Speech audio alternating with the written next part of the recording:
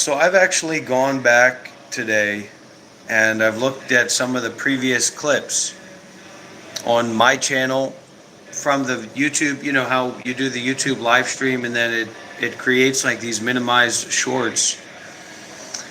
And just looking at that, looking at those clips from a kind of like objective point of view, Can you I change the audio filter to voice only? okay, well, I'm trying to say something important here. Looking at those clips from an objective point of view, I can see why people have a certain kind of perception about me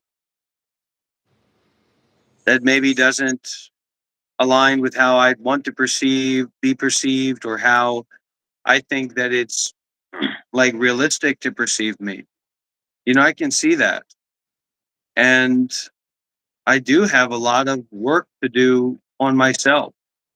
And, I want to say to everybody, as much as I think that having practical experience in meditation or working with Buddhist teachers or Hindu teachers, whoever, and experience in meditation retreats, as much as I think that that's real and that's important, and that I have had time and practice to do that, I can see very well, I can see very clearly that I don't fully represent that, and that I have a long road to go on my journey for representing, skillfully and properly, the way that I see things, my experience, my daily life.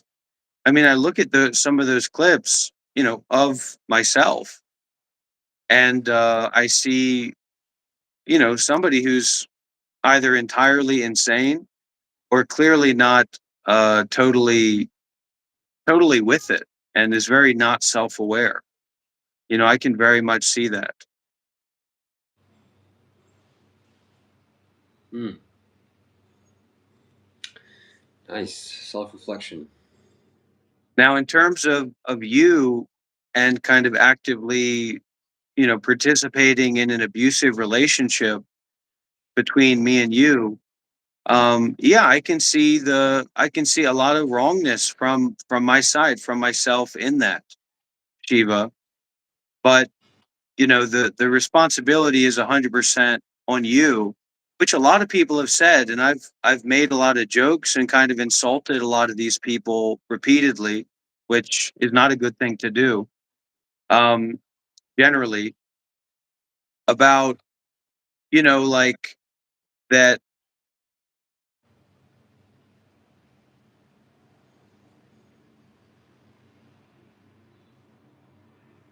there's no way to justify it. So I would encourage you, to look at your own practice in your own life. And I think that there's a lot right in what they say, that if you're experiencing this kind of abusive, spiritually abusive relationship between me and you, and it certainly is that way, for better or worse, me bullying you or talking down to you or disrespecting you and your life and your community, um, you might want to really consider the advice and the support that those people have offered to you, to step back and do your own thing and share your own thing and create space for yourself, because we can get attachment to abusive relationships as well. You can even have a battered woman, or you can have a battered man is also something that happens. And there's so much attachment and used to ness with that other person in the relationship that, you just stay in that situation. So, I would encourage you, maybe it is something for you to think about and mull over. I don't know what your mental state is.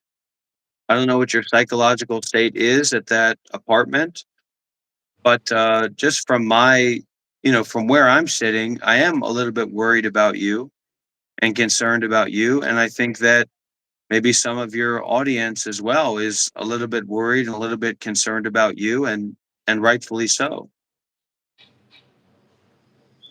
I can't shirk responsibility for the abusive or negative. or unskillful ways that I've acted to you, or that I've acted to a lot of people, under this banner, this notion of outreach and art and protest. Um, it's a person who's making a lot of mistakes and doing a lot of things wrong, realistically.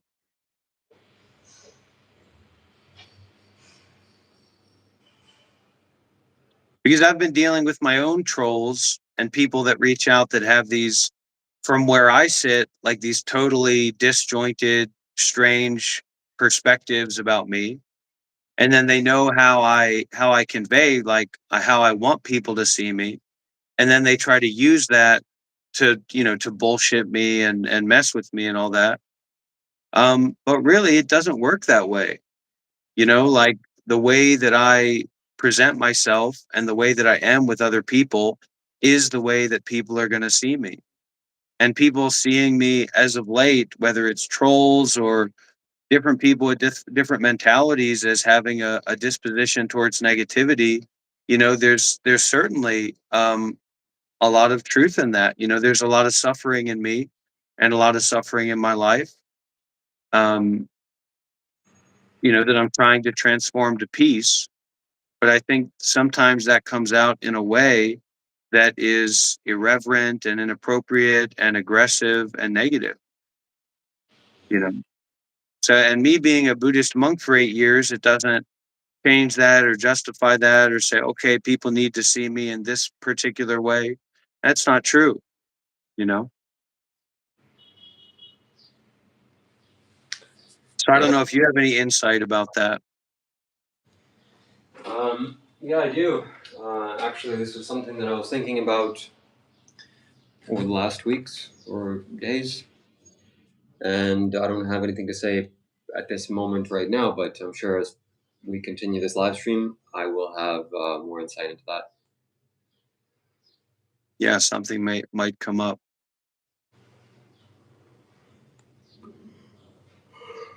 But I'm doing okay. I'm fine.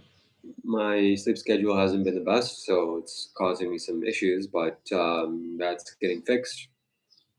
The rooster is dealt with to a What do large you extent. mean by that? That they put him in a coop at night, and the loud screaming stopped for the most part. So you reached out to the people who, quote unquote, own the rooster, and you told them that it was bothering you. And so now the rooster, instead of wandering freely at night and living its life and squawking and eating, is now being put in a cage because you don't like that the rooster is making noise for you. That's correct, except one little small tweak is that I didn't reach out to the owners directly. The hotel owner where I'm staying reached out to the owners Right. themselves. Yeah, you reached out to the owners and the owners reached out to whoever owned that rooster. Yeah. So for you, does this not trigger any alarm bells? So the last Airbnb that you were staying at, you called the police because you heard machines outside. Also, I talked with Adi, the person who was staying there with you before, and he said there was never an issue with noise as far as he can remember. So you called the police on the first Airbnb that you were staying at, and you got them in trouble and got, actually make a negative impact in their life. And now you called and complained, basically the police, but the, overseeing organization, to get a rooster in trouble. And so now you've imprisoned a rooster because their noises were not pleasing to you. Yeah. Okay. Well, that's not my version of veganism, just FYI. But this is like this is like a dimension where I'm looking at, because all the times that you were talking about the rooster, like I was saying, call the police. And now you actually did. And that rooster's in a cage instead of going around freely. If I would have been talking to you like from my heart about that rooster, I would have said, man, just practice mindfulness and detachment with that. Well, that's the heart that I'm speaking from now. And don't, don't interfere with the life of that living being. Let that living being be free. And so now, because I was acting in that kind of artistic, non-dual, absurdist way, that rooster is now imprisoned. So I'm also partially responsible for that because of my lack of authenticity and lack of heart. So Shiva literally did call the police on a rooster in Vietnam. So, I'm not. I didn't call the rooster police on the rooster. well, it's a police. It's a police to a rooster, right? Because for a rooster, there are no police. There's just like people that own the rooster. But as a vegan, someone who's informed about speciesism, right? You wouldn't think, or a species is someone who's really informed by that wouldn't call a governing body on a rooster being a rooster because it made you uncomfortable. So now you're So not eating a rooster, but you are participating in getting a rooster imprisoned. So it's like if you were calling the police on black people, especially during the time of the civil rights movement or before that, who were living their lives freely, like that rooster was living its life freely, and you appealed to an authority, and now you've gotten that black rooster or that red rooster imprisoned because it made you uncomfortable. So, coming back to the original starting point of this live stream that you talked about, how your unskillful actions. This, I believe, here's a perfect example of an unskillful action. You just trying to spin your own agenda. Right. So for So, the people who are just joining in and saying WTF happened to the rooster, I've just come back. So some people who've been following along for the past week or so, or 2 weeks, they know that Shiva was in an Airbnb where he claims that early in the morning he heard machines outside. He even said it was like 3 machines outside in another building. So Shiva called the police, and this is like environmental discrimination. He called the police on the Airbnb that he was staying at, and he got the Airbnb in trouble where they can no longer host Westerners. And he has like some kind of pride about that or something. I don't know Well, pride. it seemed like that to me. It seemed like you were saying, yeah. And so I called the police, and now that Airbnb that was having all that noise going on is not able to have Westerners anymore. So there you go, right? It's like just like it's justified. Not So justified. now Shiva moved to another Airbnb, and there was a rooster outside. And and there would be croaking and making noise like roosters do. This is Vietnam. This isn't Toronto. And so we were joking with Shiva about like calling the police on the rooster because we could hear it in the live streams as well. And I didn't even know that he was like seriously bothered by a rooster outside in Vietnam. That's a part of Vietnam, right? So Shiva now didn't call the police, but he called the Airbnb or he called some kind of governing body, right, on the rooster. So he called a governing authority on the rooster to get the rooster to be stopped from living its life freely. And so now, once again, Shiva is kind of like proudly saying that now the rooster is going to be in a cage instead of squawking outside of his apartment. So non-duality nonsense, which I really love that username, said, um, we have that need to control and repress the free expression of our surroundings when we have little control over ourselves. And honestly, That's and, very. and I'm just going to speak on the side of the rooster. Fuck you, Shiva. And I'm not joking about that.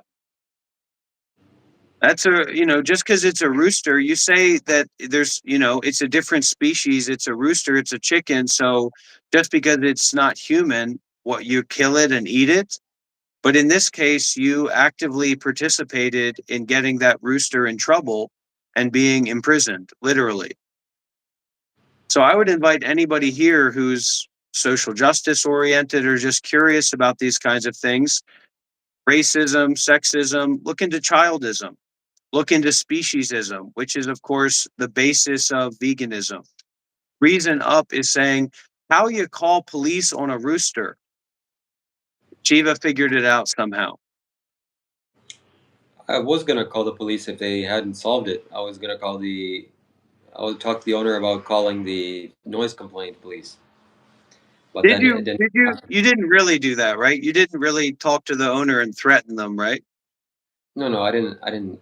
No, I didn't threaten them, and But you that told was last them resort. you're joking, right? You're not being serious, right? If I asked them again politely, like, please, let's try to resolve this because it's so loud and annoying at night. This rooster wakes up every day at 2 a.m. and screams the whole night. As can anything be done? And they fixed it. But if they didn't fix it, I would definitely call the noise complaint police And you and try to. told them that. I didn't tell them that. No, Okay, all right. But you had that inside anyway, so it's just the same as if you would have told them that.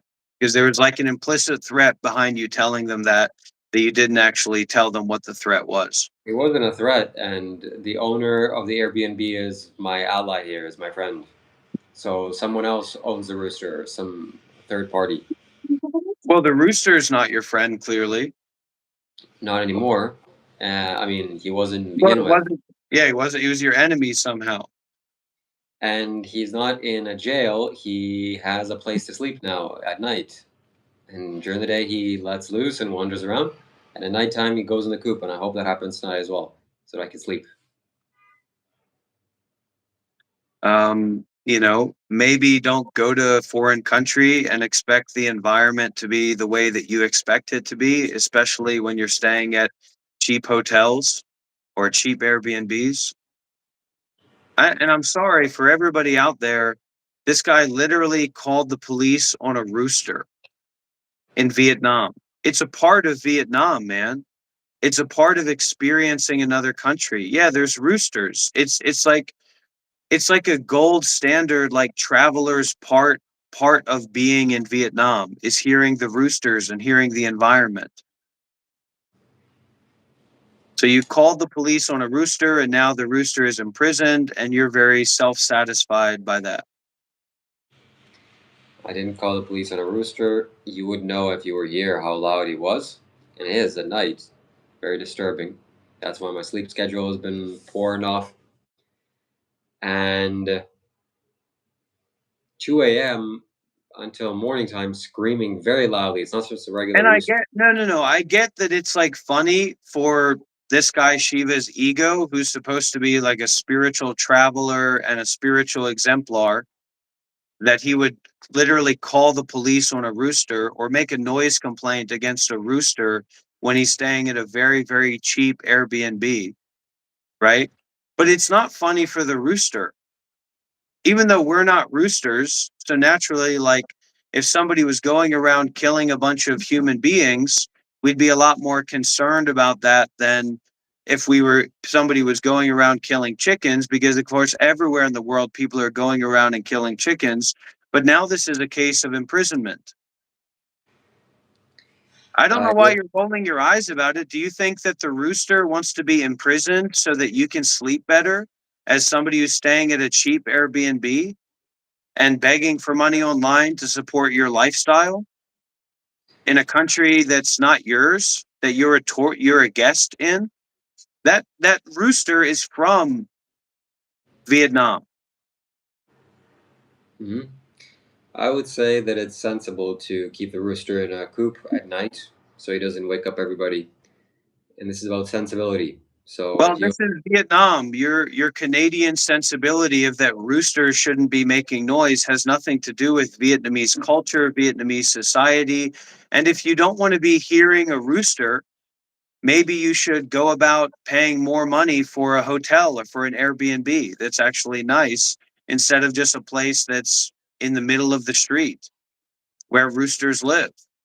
And yeah, you will get payback. I'd be surprised if you don't have a weird situation in your life relating to a rooster in the future, whether that's in India or wherever. So um, I'm eating animals and you're imprisoning animals because of them being animals. I'm giving the rooster a place to sleep at night, a home. Don't joke about this kind of stuff, man. Like I said, just because you and me aren't a rooster, we can still empathize with living beings. So if you were a rooster rather than a bag packing hobo, right? Then you probably would not want to be imprisoned for the comfort of a bag packing hobo that's coming and finding the cheapest place possible to stay in Vietnam, and then is annoyed because you're living your life. Yeah, the rooster should be free. And I hope that this is a meme that follows you for the rest of your life, man, especially as this fake vegan animal rights advocate where you're calling the police on a rooster because it's being a rooster. Chickens and roosters are So actually very emotionally intelligent animals. All birds are. It's why they get fear responses too. the I don't think that I've done any kind of emotional harm to the chicken. It's in its cage at night, Would you like sleeping. to be in a cage at night because of a bag-packing hobo visiting your country, staying at the cheapest place that he could find, doesn't like that you're just being a rooster? Would you like that? I Honestly, shouldn't look say. at it from the rooster's perspective. If you're a rooster from Vietnam, living at your home, living your life, would you like if there was a bag-packing hobo that was staying at the cheapest place that they could find in Vietnam, right? To call the governing authority of the local area and say that they don't like that this backpacking hobo doesn't like that you're being a rooster in your home and you're in your environment, right? And then now you're going to be encaged instead of wandering around and singing your song early in the morning. Would you like that? No, of course not. Don't give some kind of fake answer. What a ridiculous question to ask. And it's not a cage, it's a If you coop. don't if you don't want to have noisy places to stay, the answer isn't you calling the police on every hotel and cheap Airbnb that you go to. It's you maybe going back to Canada and actually getting some money in your pocket before you go to a foreign country and then expect like a nice environment. I can tell you that the five-star hotel that I stayed at on my vacation in Cambodia didn't have any roosters sprawling early in the morning. So if you want to stay at a nice place, man, maybe go back to Canada and get a job instead of talking to ChatGPT how you can call the police in Vietnam and make noise complaints. And you asked ChatGPT what to do about that rooster, didn't you? Mhm. Of course you did. Yeah. And then you threatened the owner of the cheap Airbnb that the cheapest one that you could find, right? That's nearby the beach, to do something about this rooster that's just living its life. You can't Well, advocate for animals if you treat them that way too. Exactly. That's why the whole vegan thing is kind of like a grift. if there was a loud child in front of my room at night, and I asked the parents, please keep the child quiet at night, people are trying to sleep, and then the child got put to sleep or put into his crib, would you say that's abuse? That's child abuse? No, I'd say mind your own business, bag packer hobo, and put on some noise canceling headphones. What are you talking about? It's not your right to go around and call the police and make complaints on people living their lives wherever you go just because it's not up to your standards. Knock, knock. If you have high standards and you want to be in environments that have high standards, instead of staying at a $5 Airbnb and complaining about it, go and get a job and make some money. And then you can stay at a place that has quiet or isn't directly facing. He showed me, Shiva said, "Oh, I've got a really nice Airbnb here." And he took a picture out of his window, and it's like a garbage cul-de-sac with a big plot of land in the middle with trash all over it. So listen, man, I'm just trying to be clear with you. You should look a little bit deeper into the veganism and the speciesism. Yeah, looks like the cheapest Airbnb that you could find. That looks like a place where a rooster would live and where a rooster would make noise, man. Both of you are about to get drafted soon, Yui says. I'm not in the United States, so I won't. And even if the draft comes up, I'm gonna refuse. I'm gonna either go to prison or say that it's It's beyond like my. it's like when you pay for earphones from Poundland or for Shiva. It's like when you pay for earphones from the dollar store or the cheapest earphones, the crappiest earphones you can get, and then expect the sound to be fantastic when you only paid $1. You paid So for a cheap Airbnb, right? And the last cheap Airbnb that you paid for, you called the police on them. And this time you threatened the owners of the new Airbnb to call the police on them and make a noise complaint if they didn't do something about the rooster. That's just Vietnam, man. Honestly, anybody who's traveled, especially anybody who's traveled to like Thailand or Vietnam and has, you know, gone out like that, that's totally ridiculous, man. And I tell you what, I'm being serious with you.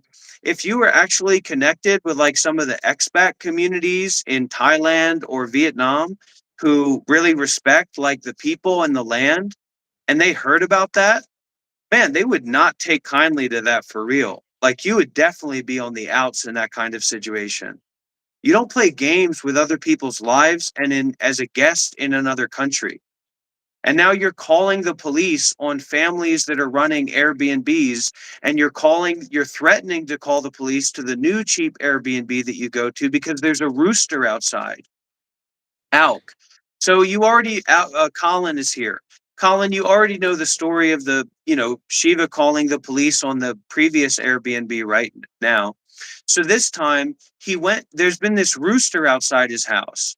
So this time he called the owner, he reached out to the owner of the cheap Airbnb that he's staying at now, and he threatened to call the police if they didn't do something about the rooster outside.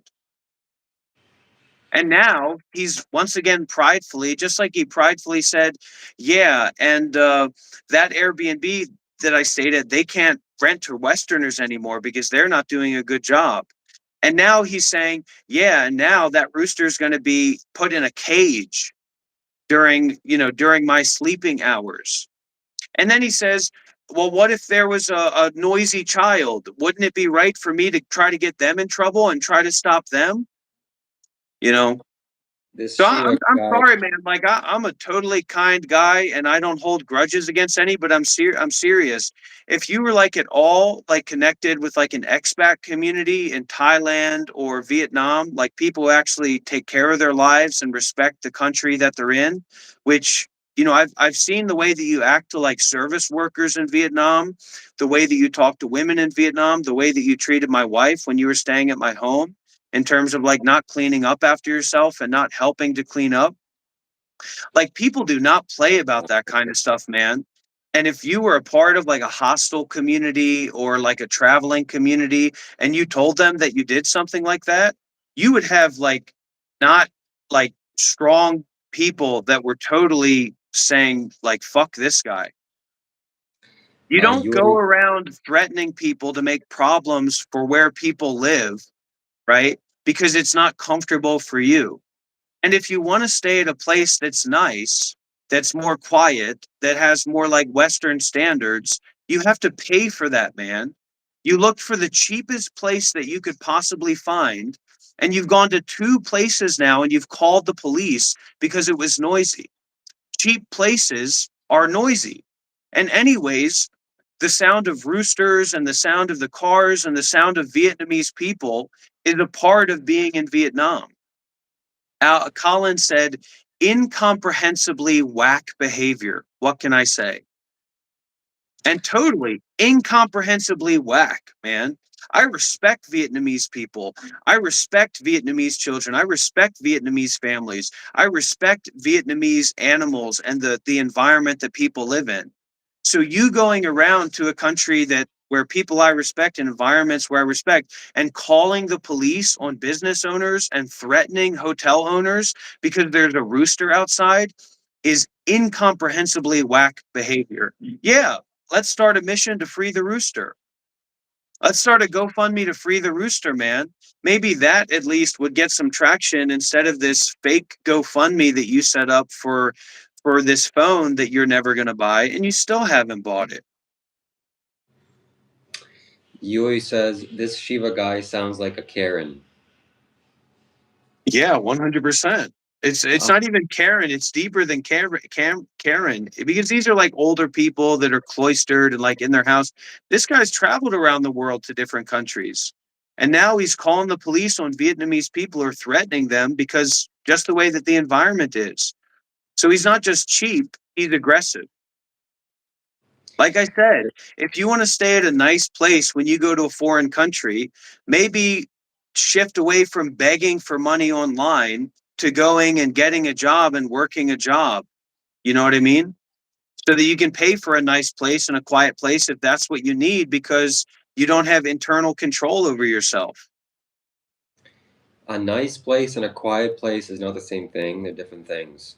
You can't really pay for quiet no matter where you go. You can't predict that. Well, if you're a bagpacker just traveling around looking for the cheapest place in the world, then of course you can't. But if you actually work for a living and are willing to spend money for quality, which you don't seem to be willing to do, but expecting quality, then yeah, it'll be quiet, it'll be nice, it'll be a protected environment. Maybe there'll even be a bathtub. You won't catch me staying at a hotel without a bathtub unless I'm on a work trip and it's necessary. So this rooster is loud, and now it's in a coop at night. That's good. I did a good No, thing. it's not And good. Why is it good? It's a Vietnamese rooster that's just living its life. Why is it good that it's in a coop? Because your mind is so unstable that it made you uncomfortable and like anxious and weirded out because you're hearing a rooster in Vietnam. That's a I don't know. part of it's a part of traveling, man. It's a part of being in Vietnam. And you should be staying at a hostel. I don't even know why you're staying at like a private place as if you need privacy, as if you need like isolation, as if you're like doing a bunch of sadhana or samaya or practice. You're just hanging around and sleeping around on your laptop. You should have stayed at a hostel, man. Maybe then you'd actually be able to meet some people and be less isolated. Nah, I mean you should refund the GoFundMe, man. You should cancel and refund the GoFundMe. That would be my recommendation. Yeah, it's normal in those countries. It's not calling the police for a noise complaint. It's normal. It's a part of the country. Wherever you go in Vietnam, maybe even if you stay in a nice place. God forbid this guy goes to Thailand. Who here's been to Thailand and knows the hoot hoot bird? Coo, coo, coo, coo, coo, coo, coo. Coo, coo, coo, coo, coo, coo, coo. Anybody know that bird in Thailand? So what? Every place that you go, you're gonna call the police if it doesn't suit your expectations of being a Canadian? And anyways, man, you're like a bagpacker. Why do you have these high expectations for like where you stay and how quiet the place that you stay at? You're literally a bagpacker. You're just not begging to the Vietnamese people for money, you're begging to people online for money. Why do you have these weird high expectations about the surroundings to be quiet and serene and something? You're not at a monastery, at a temple. You're not in a rural environment, even. And of course, there's going to be tons of roosters there. You're in a tourist town that's full of Russian people and full of tourists. You're staying at the cheapest place that you could find, and you're calling the police on hotel owners and Airbnb owners because there's roosters outside. I mean, that's psychotic behavior, man. That's incomprehensibly whack. C. Thackeray says, I personally love the sound of other animals when I travel because you experience the authentic sounds of that country.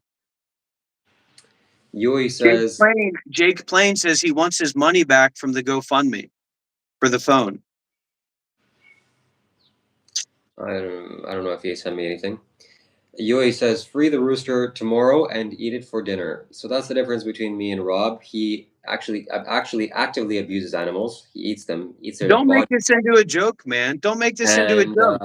You're I'm calling the not. police on animals in another country that you're visiting to get them like chained up and imprisoned.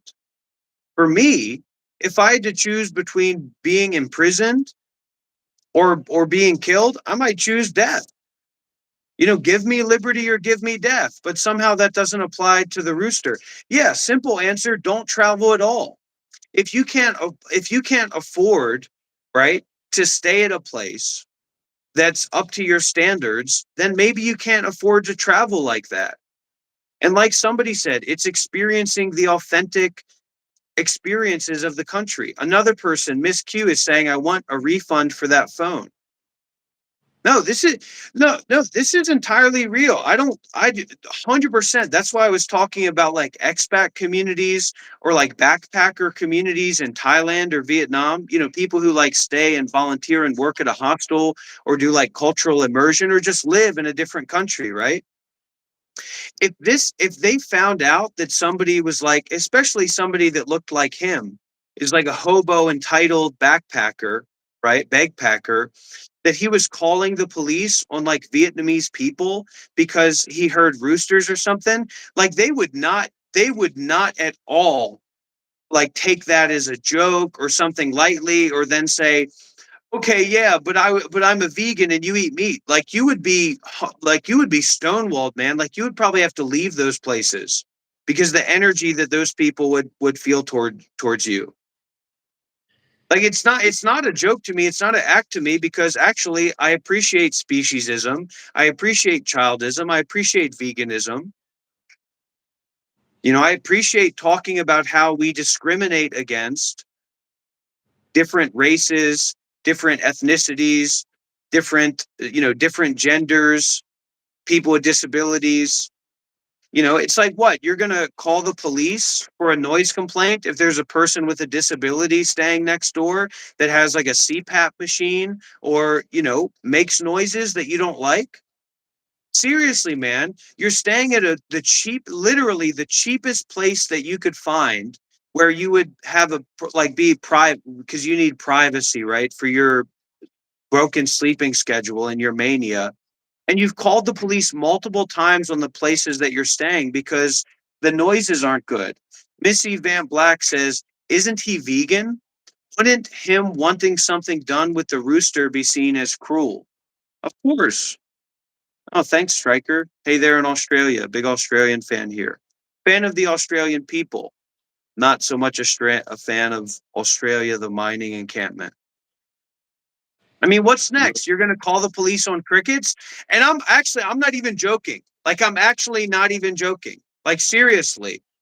First, you call the police on the cheap. And this, I just keep saying this because it's, if you're staying at a nice place and there's something going on, of course, the cheapest Airbnb that this guy can find, he calls the police on the first one because there's machines outside.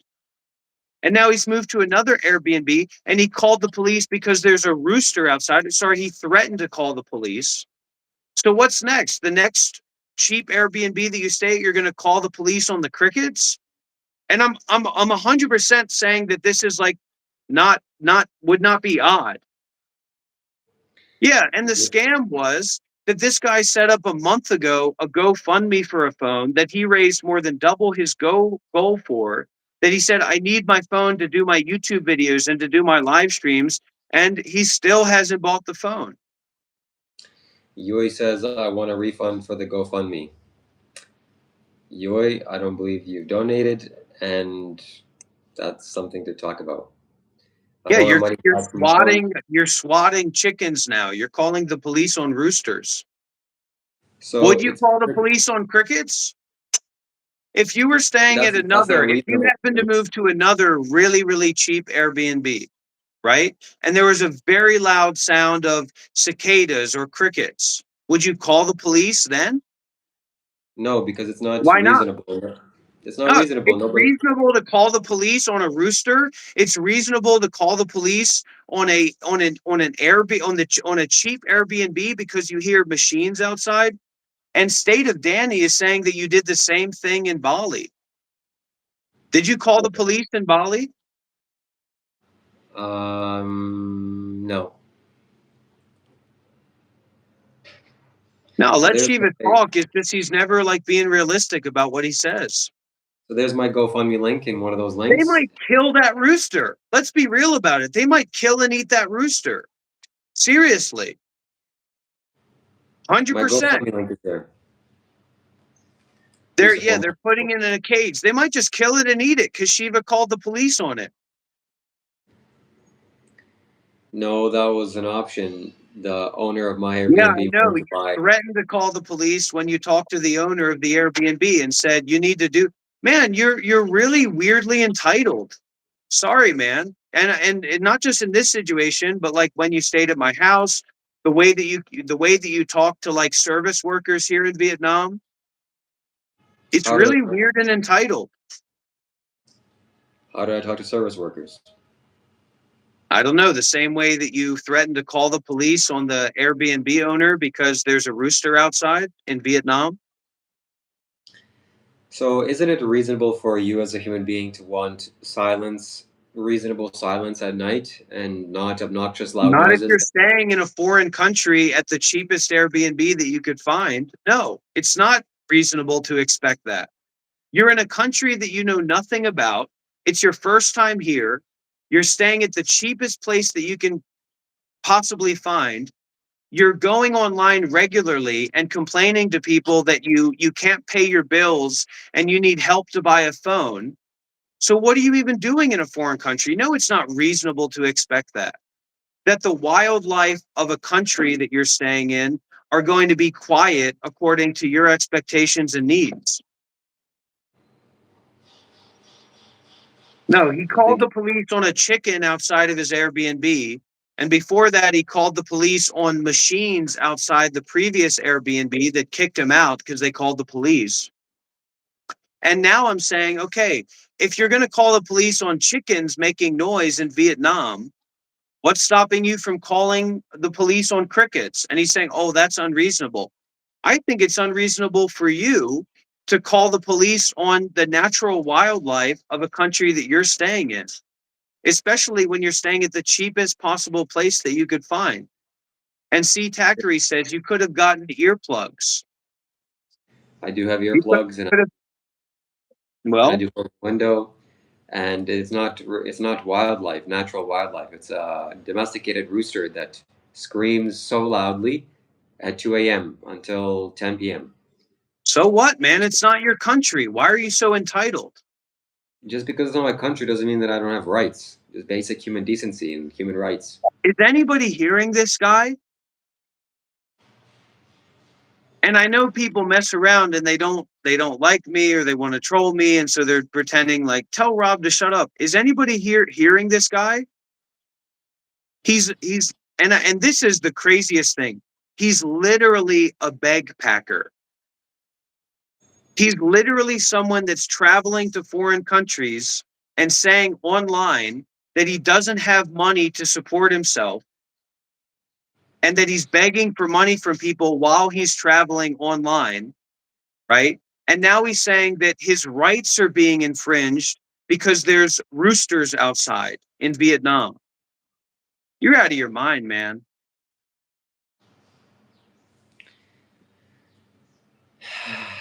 Well, No, I'm not a bagpacker. I was a Buddhist monk for 8 years. I live here with my wife. My wife works. I do counseling sessions for some of my students, direct sessions. So it's not the same thing. And I do. I recommend Shiva to go home, man. I recommend Shiva to go home to Canada and get a job. I will. Seriously. I don't know why people are making this about me as if I'm calling the police on hotels and Airbnbs that the cheapest places that I can find because they're not very quiet. Well, of course they're not very quiet. It's just some, you know, cheap Airbnb, cheap hotel that you found. Why would it be quiet in a tourist town? It's like there's tons of hotels, there's tons of Airbnbs in that area where you'll have total silence that are very close to the beach, but you can't afford that. What you can afford is the cheapest place that you could find in one of the cheapest countries to stay in the world, which is Vietnam, and you're calling the police on a rooster. And I know maybe some people out here haven't like traveled, so they're maybe not fully understanding what the deal is. Yeah, it's like $10 a night. And yet he's still saying that he doesn't have enough money to support himself and that he has bills to pay as he's staying in a cheap Airbnb, as if that's our problem.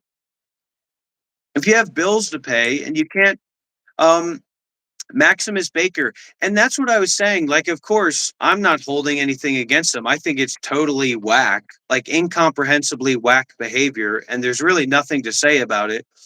But like in expat communities or, backpacker communities, not bagpacker communities, but people that like go to live in Vietnam or even India, especially India or Thailand, and they heard about something like this, these people would literally not speak to this guy.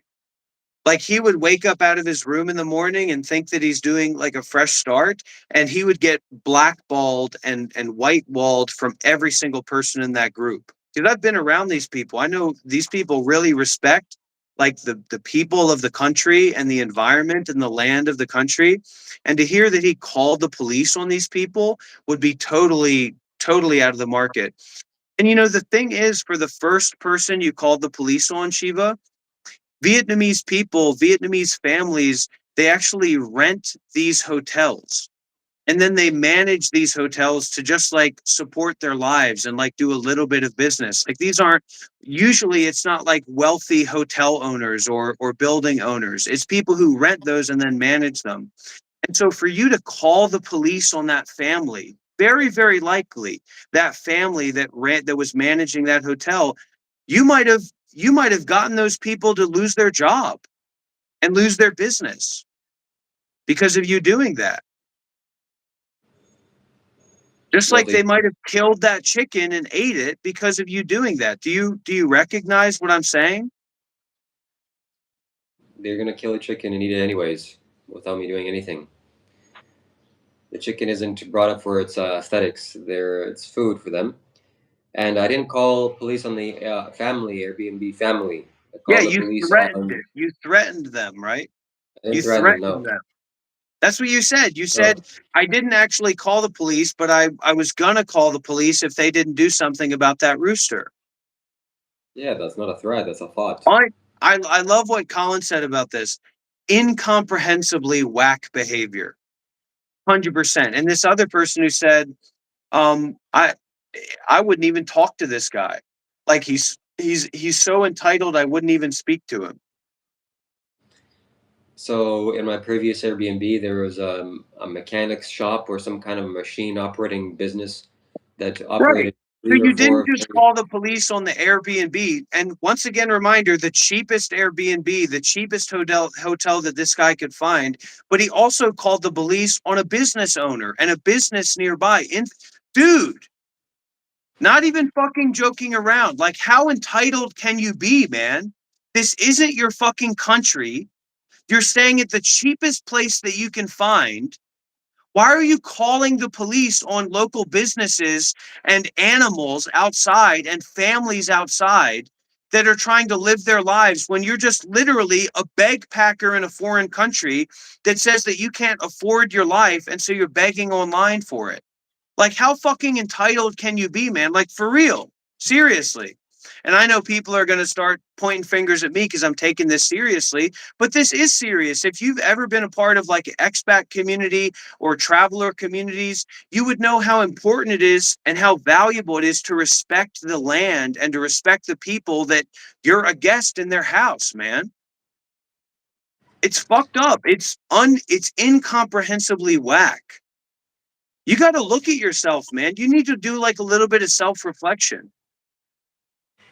It's not your house.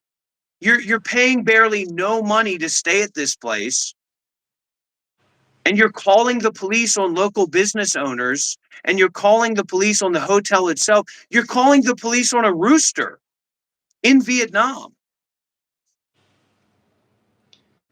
So Those this is people, Miss Renette says, those people obstructing and calling the police like that need to do something more constructive with their time and get a fucking life. I added the fuck. I know I shouldn't curse, but and get a life. Seriously, man, it's bullshit. It is. if you were there in the Airbnb, you would understand how loud these machines are and were. It was like powerful generators, much more powerful sound than a generator, and it was happening the entire night. people that had residential houses lived by it, and I don't know why nothing was being done about it. So I asked the Because Airbnb it's to Vietnam, it's not Canada. You're not dude, you're not a fucking diplomat coming from Canada. You're literally a bagpacker, dude. You're literally traveling to a foreign country and begging for money to pay for your bills. You're not a diplomat. And you're not just staying at a random place. You're staying at the cheapest place that you could possibly find. So what are you talking about, man? People shouldn't be living this way. What are you talking about? It's Vietnam. so It's not Canada. It's not Shivaville, man.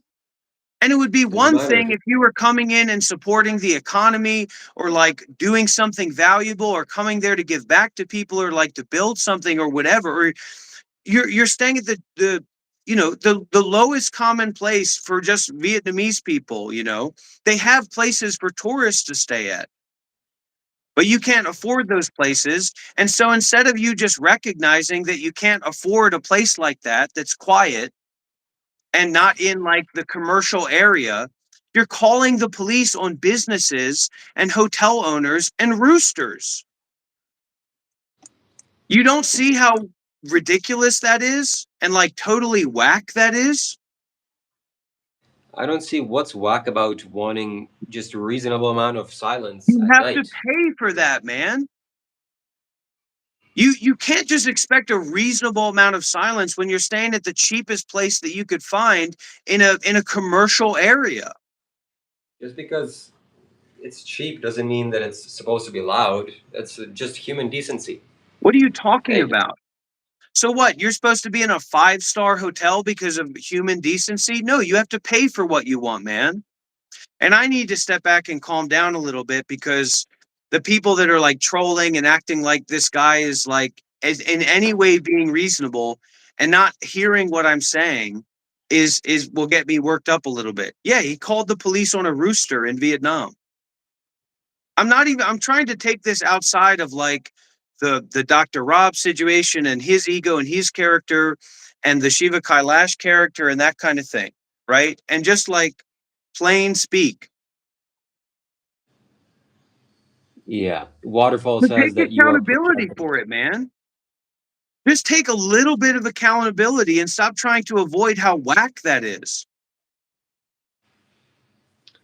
Waterfall says that Rob is projecting. If you spend money for a nice phone, you should expect to have a nice phone. If you spend money for a nice place to stay, you should expect to have a nice place to stay.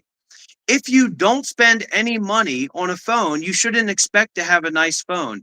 If you don't spend any money on a nice hotel or whatever, you shouldn't expect to have a nice hotel. What are you talking about, man? Are you going to call the police on cows in India? Are you going to call the police on birds in Thailand? What's your deal, man? Are the people that live beside you when you scream at 2 a.m. going to call the police on you making I loud pay noises? for a nice place. I have a nice apartment. So there's thick walls, there's silence. You're You're paying assuming for a you don't know cheap that. Airbnb and talking about how it's not quiet enough for you to maybe spend some more money if you want to stay at a nice place. And then he is looking at me and saying that's ridiculous. And other people who are, I don't know if they're pretending or being for real, are saying that's ridiculous. If you want to have something nice, you have to spend money for it. If you want to have money to spend for something nice, you have to work for it. What are we talking about here? You're paying for a cheap hotel. You've got a cheap hotel. And instead of taking accountability for that, you're calling the police because it's a cheap hotel that you're staying at. What are you talking about, man? First of all, I'm in a residential area with multiple hotels. It's not an Airbnb, it's a hotel. What are you talking about? You're staying at a cheap hotel. You're staying at one of the cheapest hotels that you could find. And it's a cheap hotel and there's noise outside. There's tons So, of nice hotels in Da Nang where you are. Tons of nice hotels at cheap prices.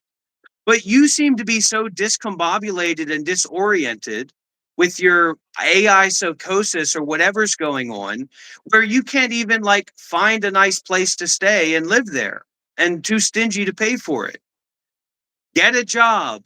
Be responsible for your actions. Stop being so ridiculous, not childish. Childish is just as much as a compliment as it is a taking away of somebody. Are children going to call police on roosters? Thank you, Shiva, for showing what calm and patience looks like. But Thank you. that's not what we're talking about. We're not talking about what calm and patience looks like. We're talking about why this guy paid for the cheapest hotel that he could find and is calling the police because he's staying at a cheap hotel. No, they probably killed it. They're going to put it in a cage when you want to sleep at night. They probably killed the rooster and he's smiling and giggling about it like it's a joke. It's It's fucked not a up. joke. Thank you, I, Missy Van Black, for your $20 donation. He needs a dose of wisdom. It is impossible to teach a fool. 100%. so it would be not wise for me to call the police on a hotel that I booked that maybe has, well, Gnosis says he's poor, dude, poor financially and spiritually. Why do you keep talking like you're a foreign diplomat, like coming to oversee the land and make decisions about the environment and consulting about hotels and the way that tourism should be operated? You are a bagpacker staying in a foreign country when you barely have enough money to support yourself. So you're begging for money online to support yourself. You're staying at a cheap hotel. You are staying at a very, very cheap hotel. The only experience that you should expect to have is a very cheap experience. Come on, man. And come on, the Mills, people that are watching. Mills says Shiva is the best, but the whole thing is BS with Rob. Or W Rob, I don't know. Yeah, Um, Shiva is the best. Shiva is the best bagpacker online. Shiva is the best spiritual hobo online. look, if you, You're the best, Shiva. You're the best hobo online. My name's Shiva. I stay at the cheapest hotels that I possibly can, and I can barely afford that. And when the cheap hotel has noise outside, because it's a cheap hotel, I call the police on the hotel owners. And okay, then if there's a rooster outside of a cheap hotel, and of course there's tons of nice hotels around me, but I can't afford them, then I call the police on the rooster because there are standards that must be held to in Vietnam. What are you talking about? I'm not, And honestly, the thing that works me up because I get that you're like an entitled fool, and I'm kind of fine with that because I know that you're a backpacker and that you're going to have to totally change your life to like be successful in any way at all. Also, this is a guy that's talking about becoming a millionaire and that he's researching where Bitcoin came from and that he's investing in stocks and he gives stock advice, right? Somebody who's staying at some cheap hotel and complaining about it.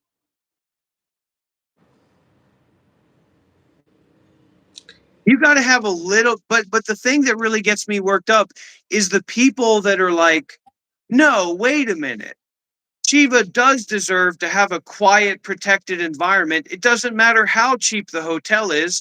There shouldn't be natural wildlife around. It doesn't matter if Shiva's staying at a totally cheap hotel because he's stingy and fearful about holding on to money because he doesn't know what he's doing with his life. There, there shouldn't be commercial enterprises going on around the cheapest hotels that you can find in Vietnam. Why? Just because. That's what really gets me off because there's something so simple about you pay for what you get what you pay for. You paid for a cheap hotel, you get a cheap hotel. Period. There's no other discussion about that. And so the people that say, no, if you pay for a cheap hotel, but there's noise outside, then just call the police because they should do a better job. If you want somebody to do a better job, maybe you should go and get a fucking job so that you can afford a nice hotel like me, like I can. If I go to take a vacation or go around, I just took a vacation to Cambodia. I stay at a 5-star hotel with a bathtub, with a rooftop pool. You're staying in some dinky, cheap Airbnb. You get what you pay for. You're staying at like the cheapest hotel that you could find in Vietnam, and you're complaining because there's a rooster out. Call the police again. Who just heard the rooster? Anybody just hear that? Call the Airbnb, man. Call the police again. That would be unreasonable. It's the daytime. That Chicken would be has the unreasonable. But what wouldn't be unreasonable is me staying at the cheapest possible hotel that I could find and then calling the police because I'm staying at a cheap hotel. 911, what's your emergency? Or Xin Chao, come on, chúc mừng năm mới, what's your emergency? Yeah, I'm staying at the cheapest hotel that I could find in Da Nang, Vietnam, and it's really cheap. Okay, we'll send somebody out there to do something about that. And just FYI, there's tons of nice, cheap hotels all around the area where he's staying. It's a tourist town. So what are you going to do, man? Instead of calling the police, maybe go get a job, man. What's your deal? And the other Mill. thing is that all the while that this guy is saying, it would be ridiculous for me to call the police again on the rooster. Calling the police once on the rooster is fine. But if I call the police again because there's a rooster outside my cheap hotel, that would be ridiculous. Oh, yeah, that would be ridiculous. You know what's ridiculous to me? That with all this entitlement that you have, you're literally an online beggar, okay, that is so apparently desperate for money that you're begging for money for people to buy you a phone.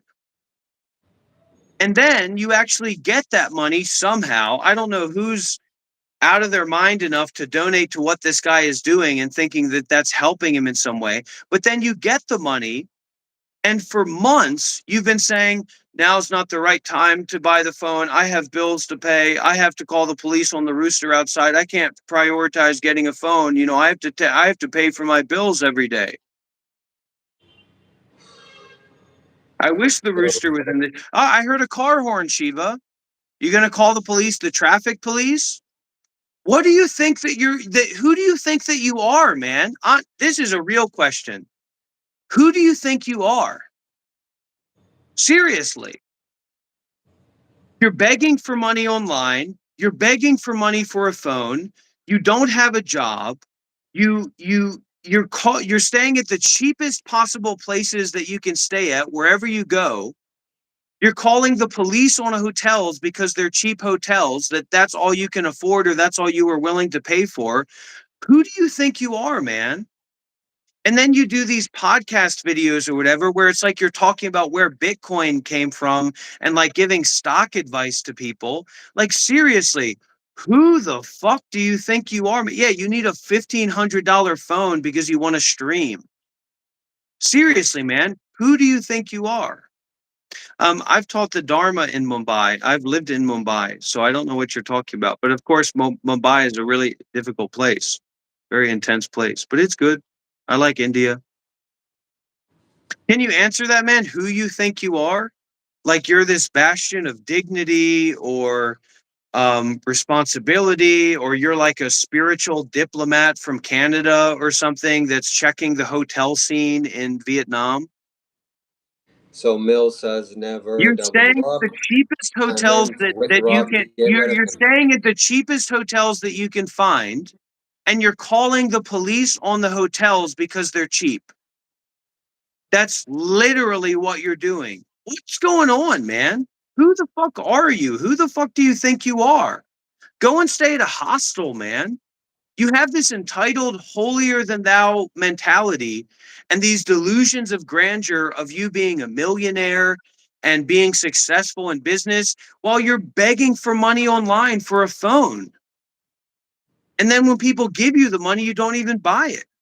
The Prince of Canada, Shiva Kailash Shambho, the Prince of Canada, is displeased with the state of the cheapest hotels in a tourist town in Vietnam. So Waterfall says Rob The talks too reason much. that I Tell keep him to shut up. repeating myself is because he's not responding to what I'm saying and acting like I'm talking nonsense or acting like I'm talking in a different language. I would have said, start a GoFundMe for noise canceling headphones rather than calling the police on business owners and animals in Vietnam.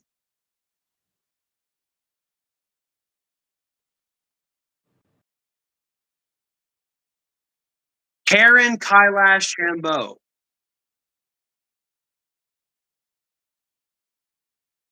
And I love the comment that If you Colin had, said. Colin is this really cool guy from America.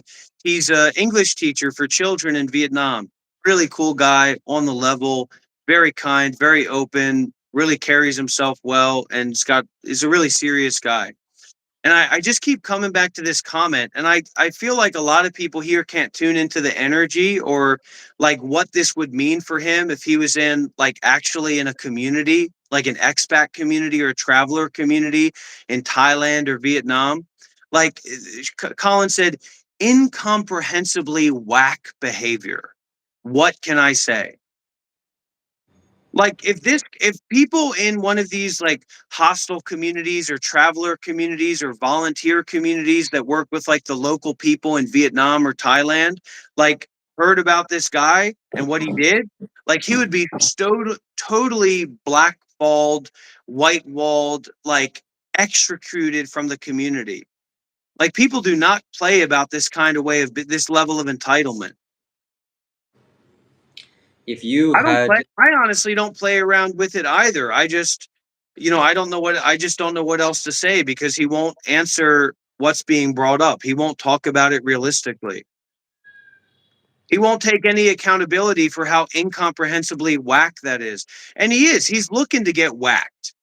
He's got a face that looks like it needs to be slapped. Honestly, how he's fucking smug and grimacing and grinning about how the police told the Airbnb, the cheap Airbnb that he was staying at before, that they can't rent to Westerners anymore, and how this time the rooster is going to be locked up in a cage or killed because it was disturbing him. Honestly, he needs a whack. He needs a wake up call of some kind. so if you were sleeping in your house wherever you're sleeping in Vietnam, and for the past 3, 4, 5 days, people have been playing loud music outside your window, would that be It's reasonable thing to call the Vietnam, police? man. You're staying in a hotel. You're staying in a cheap hotel. It's not your house. You're not the Prince of Canada coming to Vietnam. You're But not it's the Prince illegal. of Vietnam. Like this level of racist, white supremacist entitlement, colonizing. This is why that guy like Bali, because it's so neo-colonialist. Dude, you're fucked up, man. This is Vietnam. This isn't your kingdom, you dumbass fucking loser. And if you want to stay at a place where people aren't just living their lives and animals aren't just living their lives, then you go and stay at a fucking nice hotel, dunce. Like what the fuck are you talking about? So if I'm Seriously. Like what are you talking about? This isn't your house. This isn't your kingdom. You're not the Prince of Vietnam because you have a stupid beard and a stupid mustache and dirty, stinky hair, and you wear the same clothes every day and don't wash them. And because you changed the name on your passport to Shiva Kailash Shambho, it's not your fucking name. You just made that up and gave it to yourself. What are you talking about? You don't live here. You're traveling here. You're visiting here. You're a guest here. Get it through your fucking head, dude. Like, so what if the I fuck are you talking about? What if you were staying at a cheap hotel and it was the cheapest hotel that you could find in a foreign country that you know nothing about, and you were staying in a tourist town where there's tons of cheap, nice hotels, but you were such a cheapskate that you had to find the cheapest cheap hotel, and there were people making noises outside. Guess what, fuckwad? It's Vietnam. Appreciate the local culture. Take in the energy instead of thinking that you're like a million. Dude, you're a bag packer. You beg for money online to stay at cheap Airbnbs. You already have a phone and you say you need money for a better phone and you beg for money for that. You don't have a job. You have no direction in your life, apparently at all. And now you're staying at some cheap hotel and talking about This hotel's cheap. I should call the police. This hotel's very close to the people and the local businesses and people enjoying their lives in their homes. I should call the police. And Mil- Waterfall, the sad thing is, it doesn't matter how many $10 donations you send. New Zealand dollars are like nothing. It's like $4. It doesn't matter how many $4 donations you send this guy. It's just going to make him more entitled. And it's also not going to change how stingy he is, right? So he's still just going to find the cheapest possible place to stay that he can and then call the police on whatever all the whoever's around there. Doesn't matter how much money you give him, he's not going to go and stay at a nice hotel. What am I jealous of? Being some entitled bagpacker staying in a shitty hotel, totally isolated. He can't even go around and like connect with people. He doesn't even go to the beach. He just stays in his house and calls the police because there's a rooster. Maybe you would be less psychically disturbed by a rooster outside in Vietnam if you actually went out and went for a jog or went for a walk or went and swimmed at the beach and didn't just stay all your time shoved up in a cheap ass hotel? What's there to be jealous of? Dude doesn't even know how to spend money to take care of himself. Mills says, "Don't take the disrespect. Use your peace and power." I will. And Waterfall says, "Low cortisol versus high cortisol." That's what you're seeing here. So I have a question for you. Okay. Yeah, maybe I have high cortisol. It doesn't change the fact that what I'm saying is true. So would it be true if I booked a very expensive hotel here in Vietnam in a very nice, luxurious area, and there was a loud chicken or a loud noise outside at night? Is it appropriate then It's to Vietnam, dumbass. It's a part of being in Vietnam. It's a part of being in a foreign country. Yeah, Canada doesn't have chickens and roosters squalling. But anyway, that's besides the point, man.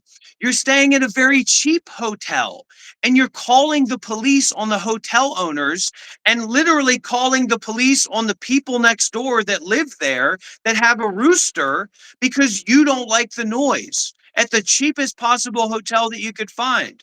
You know what I say? Find out. Why don't you go and stay at a nice hotel? And no, you're not going to hear a rooster squalling when you're up on the 34th floor of a nice hotel. Don't be daft. Don't be intentionally dumb, man. So what if there was loud sounds or loud music or What if loud there noise? was? What if I pissed my pants? What if I was a bagpacker? So what if I got more than double the donations I was asking for the phone and I just don't want to spend the money right now because I don't actually need a new phone and my current phone works just fine? What if that was the case? So what? So what if I was a bagpacker? So what if I was basically a hobo? So what? Yeah, so what? So what if there was loud And why loud are we sounds supposed to care that you can't afford a nice hotel, man? in a nice I care hotel? because you're calling the police on local people because you're a cheapskate and because you're going through mania and that rooster is making you go fucking crazy. Because you're disturbed, man. Because you're hyper isolated and you're caught up in so much bullshit and sycophantic self reinforcement that you don't know how stupid you're acting and ridiculous you're being and how entitled you are. What if I was a serial killer? So what? I mean, it's just bullshit, man. Don't bullshit a bullshitter. Yeah, he's disturbed. You don't call the police because you hear noises outside of your cheap hotel unless those noises are driving you fucking crazy. So this guy so far has been driven crazy by machines outside as well as a rooster. This guy is unstable. He's not spiritually grounded, and he's not in any position to teach anybody about anything spiritually. He can't even deal with a fucking rooster. How's he going to deal with you in your mind? Imagine if it were a mechanical rooster, Shiva. What if it's a mechanical rooster? What if people are watching you? What if people know where you are? What if people are thinking about you inside of their mind and they're putting thoughts into your mind? What if the Vietnamese people know that you've been doing these kinds of things and now they're thinking about you outside your house? What if the rooster was just actually making noises because it was programmed to make those noises? What if those machines that you heard were purposefully put there because the Vietnamese people can psychically feel your energy and they want you to get out of that environment? What if you're being watched and followed every day from a distance? What if there's a group of people that are following you closely because they don't like you and they know what you've done and they've hacked your phone and they've hacked your computer, and that this is all a part of what they're doing? And the real noise isn't the rooster or the machine sounds. It's actually that people are speaking in a way that's very subtle and quiet, that's you can hear it but it's imperceptible, and they're putting voices and messages into your mind. And the rooster freak out and the machine freak out is just you actually being freaked out by people that are following you and stalking you. And that if I was you, I would get out of that Airbnb right now and go to a very expensive hotel so that those people wouldn't be able to reach you with their psychic energy. You need to watch your fucking back, man. What if I was in an expensive hotel and I heard noises And you outside? still heard the voices? That would mean that you are fucking crazy for sure. No, I mean people partying and loud music and so on and so forth. Would I call the police then? Deal Should I with call? it. Sounds like you fucking problem. What are you now, the emperor of hotels? Why are you so fucking entitled? And what is this righteousness about being entitled? What is that about? What Isn't are it? you entitled to, man? You fucking changed your passport name to a name you made up of a Hindu god. You beg for money online. You don't teach anything. You don't offer anything at all. You don't do anything besides talk about solidified mercury is incredible. Where did Bitcoin come from? Have you been researching the Epstein files? What are you entitled about, man? You're staying at a cheap ass fucking hotel in a foreign country and calling the police on a chicken. What's there for you to be entitled about, man? Other than you have a thin, stupid beard and long, greasy hair and a ridiculous mustache, and that you don't clean your clothes regularly, and that you stink. And I've had this guy at my house. I can tell you that he stinks, that you look like a hobo, that you act like a hobo, and you beg online for money all the time. And that even when people do give you money, you're so disingenuous and disconnected from accountability because the way you live your life, that you don't even buy the phone that people gave you money to buy. What is there for you to be entitled about, man? Fill me in.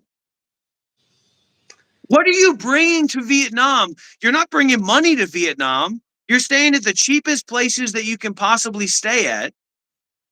What are you bringing to Vietnam that's for you to be so entitled about? And I know that there's like, the spiritual thing, or like I'm putting on an act. I'm really trying to fucking get this guy to give a real answer. It doesn't make any sense for what he's entitled about. You're staying at a cheap hotel. Expect to have a cheap experience. Hello, I'd like to call the police. I'm staying at the cheapest hotel that I could find in a tourist town where there are many very cheap, wonderful hotels, and there's not a bathtub in my hotel room. Well, did you pay for a bathtub in your hotel room? No. What are you talking about, man? There's nothing for you to be entitled about. You get what you pay for. You've paid for hotels that are in commercial residential districts where there are roosters and businesses and workshops where you're on like the second or third or fourth floor or whatever. So, yeah, you're going to hear car sounds. You're going to hear roosters. You're going to hear people talking. You're going to hear people playing music. What is this weird entitled mentality? Where do you get that from? What are you entitled to? Tell me what you're entitled to. Mills says Rob needs treatment. What is he going on Tell about? me what you're entitled to. Yeah, I get there are like sycophantic, psychotic trolls that always try to distract from what's being talked about and help you avoid any kind of accountability. But what are you entitled to? Let me know what you, as a Canadian guy named Shiva, who changed his name on his passport, who's a bagpacker, right? What are you entitled to when you go into a foreign country and you stay at a cheap hotel? Tell me what you're entitled to. I'm entitled to having peace and quiet at night, Why? The Are you this fucking ridiculous? No, you're not entitled to having peace and quiet at night. What the fuck are you talking about? You're staying at a cheap hotel in the country that you're just fucking backpacking in. What do you mean you're entitled to have peace and quiet at night? What the fuck are you talking about? Seriously, what are you talking? Why are you entitled to have peace and quiet at night at a cheap hotel in Vietnam? This is way too dense. The word entitled is not to be used in this sentence, or Yeah, you're very. Call anyway. the cops on the rooster, man. What are you waiting for? Call the cops because you don't have a better hotel room. Call the cops because you don't have a virgin wife. Call the cops because nobody sees you as a guru. Call the cops because you don't have enough money to take care of your life and stay at a place that you think you're deserving of or that you're entitled to. Call the cops because you don't have a lot of money. Call the cops because you're not a spiritual teacher. Call the cops because you fucking gave yourself the name Shiva Kailash Shambho, which should be Shiva Kailash Shambro. You might want to look at changing your name on your passport again. What are you entitled to, man? And you're just begging people for money. You don't offer anything except talking about, I think crypto might have came from Epstein because I've been looking at the files. I wonder what's going to happen with the Iran war. If anybody gives a fuck what your opinion is about anything, talking about how women don't all need to be virgins, but when it comes to me, I will have a virgin wife. Well, women talk about modern Western women that are virgins in their 30s. You're talking about a young girl. You're talking like an 18-year-old or some fantasy girl, right? Even if there were virgin 20, 30-year-old women, Western women, right? Why would they want to fucking hook up with a guy who's calling the police on roosters, who's a bagpacker, who can't even afford a nice hotel room? I just took my wife to a luxurious vacation in Cambodia at a five-star hotel with a bathtub, with a rooftop pool. I didn't hear any roosters. And even if I did, even, yeah, there were people partying in the streets. Even at a five-star hotel, there are people partying in the streets. It's Cambodia. I'm not calling the police because there's people living their lives. The level of entitlement that you have, man, is fucking crazy. And you stink. You what? You don't know how to use a washing machine? You certainly helped yourself to leaving rotting fruits on my table when you left, right? You're certainly free to do that, but you're not free you're That's not a free to use the donation. trash can. You're not free to take rotting fruits out when you're going to be gone, when we're going to be gone for a week or whatever. Put that shit in the fridge, man. And yeah, you stunk up my house and you stunk. When I Those sat next to I you bought here, you those fruits. stunk. I bought So those fruits as a what is donation. the They weren't entitlement rotting. that you have there where, well, I should, if I'm going to have a wife, it's going to be a virgin wife. I'm not going to accept anything less. Listen, buddy, I think you might be a lot lower in the dating pool or the interest of women than you imagine yourself to be, unless we're talking about, someone that's looking for a swashbuckling pirate bagpacker. Go and build something in your life, man. Go and get a fucking job. Go back to Canada. I don't get what your deal is, man. We're getting more and more personal because he constantly is shirking responsibility. He talks about me never being real and not taking responsibility for the way I'm. The beginning of the live stream, I apologized. I said, look, looking in the mirror, I can see why people have a negative image about me. But this level of entitlement that you have is just fucking ridiculous, man. Like you're doing people a favor by being in Vietnam. What is you as a bagpacker and a stinky hobo traveling in Vietnam, staying at the cheapest hotels that you can that have privacy because you need your privacy because you're doing your work of really just watching fucking YouTube videos and talking to Chat GPT and watching alt-right American political nonsense in your apartment. You're not doing any kind of sadhana or samaya. You can't get your sleep schedule dialed in, and somehow you're doing people a favor by stinking up their cheap hotel and calling the police on hotels. What, you're cleaning up the place? I'm Shiva Kailash Shambro, and I'm here to clean up Vietnam. Roosters in the streets? Not on my watch. Local businesses doing their businesses, not on my watch. People having a party or singing karaoke in Vietnam, not on my watch. Why? Because I'm the prince of bagpacking. Because I'm Shiva Kailash Shambho, a gift to the world. It's fucking stupid as shit, man. And that you can't like say anything about that or take like any reflective quality about that of why it's ridiculous for you to call the police on cheap hotels that you stay at because they're cheap. What is a cheap hotel? Well, the inside might be nice, it might be clean, but the location is cheap. I mean, are you being intentionally fucking stupid, Shiva? A cheap hotel means that it's in a location that's noisy. It means that it's in a location where there's not much separation from the environment. What's your deal, man? You literally are in Vietnam as a bagpacker, a wandering around with this weird sense of entitlement and self-importance, calling the police on the cheap hotels that you stay at because you're cheap. And then you're saying, well, I'm entitled to peace and quiet at night. Are you fucking kidding me? Shiva Karen, bro. I mean, what the fuck are you on, man? Seriously. I'm trying to get to the bottom of it. Yui says, Shiva, you are an entitled little child. Don't say, listen, everybody, don't call people. It's not an insult to say that someone's a child. Why would it be an insult to say that someone is a child? Child are what makes the fucking world go round. If all these drug addict, parasocial, high school sweetheart, freak people weren't able to reproduce and have a baby, they would have all spiraled into alcoholism long ago. Children bring meaning to life. Children are the future. Children can learn and develop language skills. Children are happy and peaceful and joyful more easily than adults. So calling someone a child is not an insult. Mills says, just call the cops on Rob. He needs medical help.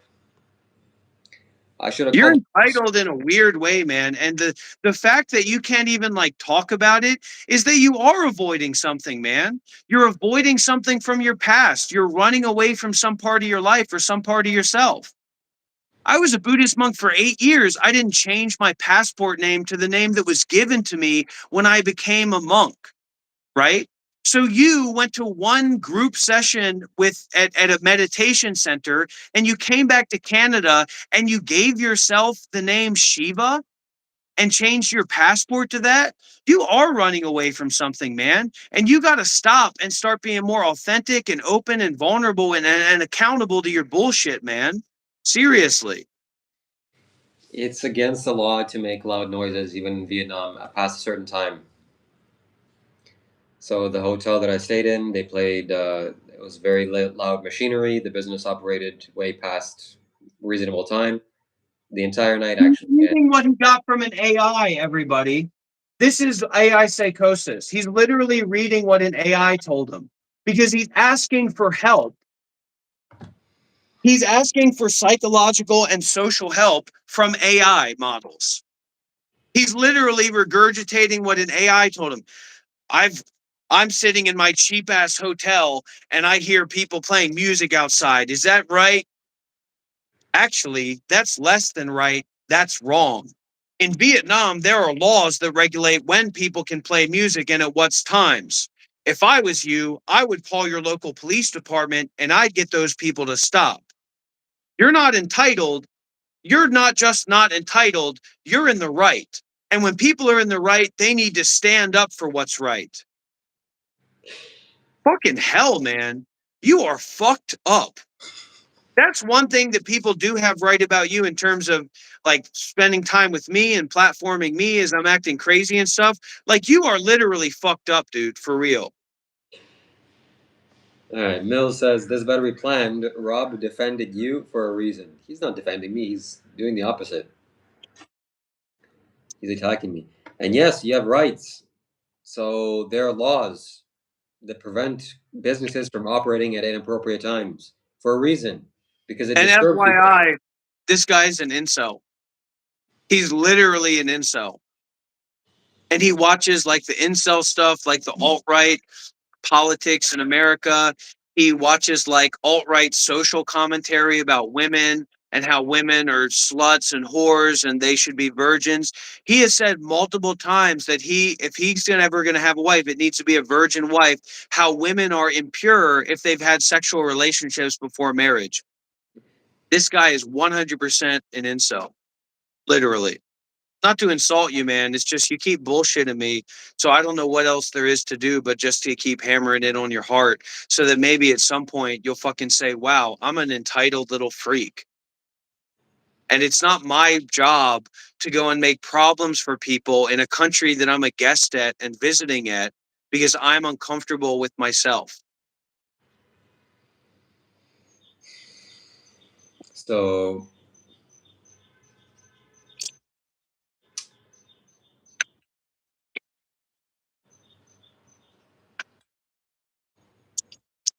And I went into all these details about how you may have negatively affected like a family managing that business that doesn't actually own the hotel,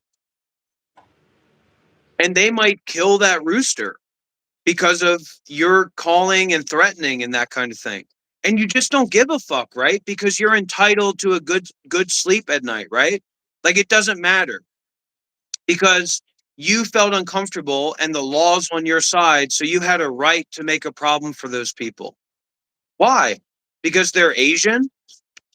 Because they have a right to meet your needs and expectations? You're fucking crazy, man.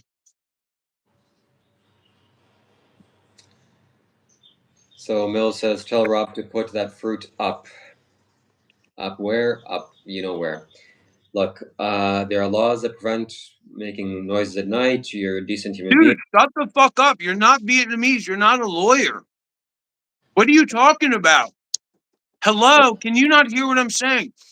You're staying in a cheap ass hotel, man. What are you going to do now? Go around to a bunch of different cheap hotels and call the police because it's noisy? Cheap hotels are noisy. What the fuck are you talking about? No, that's not true. I've been to.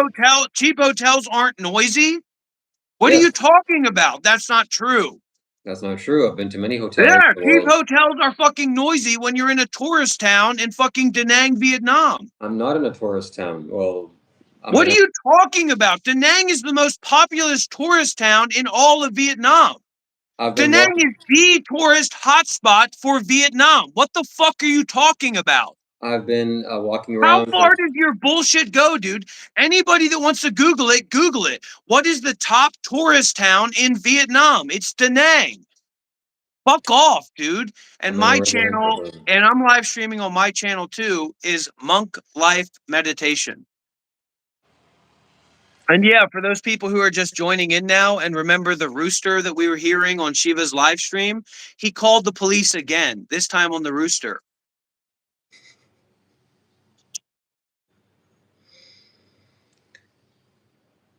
I So don't know what Shiva would do. I don't know who Shiva would call. Donald Trump if a rooster machine shows up at his door?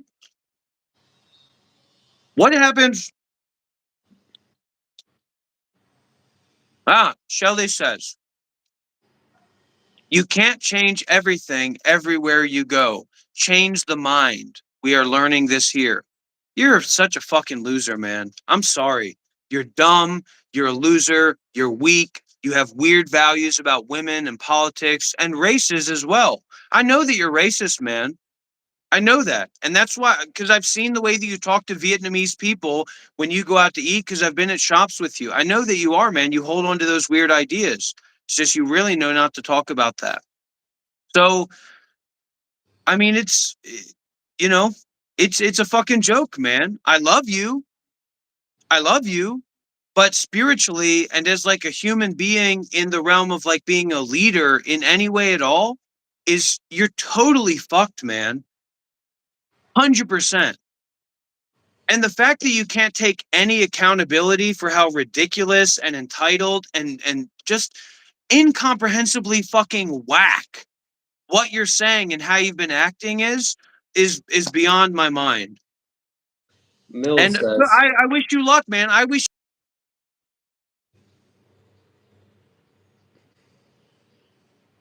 coin between again and acting like you're like a yogi that's if they even let you in, man, which they very well may not.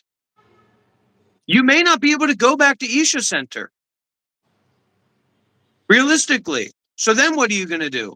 Go and stay at a hostel at Mount Kailash and vlog about that? Mills says, "Where is Rob's black face paint? We can't forget." Yeah, talk about racism. Are you going to bring that up anytime soon? You should go look at some of his videos of his painting excursions, painting his face. Talk about racism. And I'm not in a tourist. Yeah, sure, Da Nang is a tourist location, but I'm in a residential area, and I haven't seen a white person here once or twice in a week. Also, everybody, also, nobody gives a fuck you seen a white person. What are you talking about? Um, I want to say as well to some of the trolls or some of the Shivites or whatever, I know this is annoying when I'm just like repeating it, and I know you get the point, but there's a lot of people coming in and out. So if I repeat it, it kind of keeps it alive.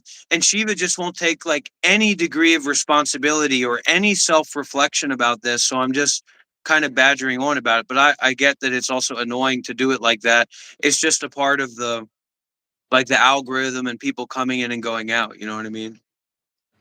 I do take responsibility, and I feel a little bit sad that this. So Chris Bailey says, "Look how stoic Shiva is during Rob's missile barrage of insults and pure hatred. Do better, Rob."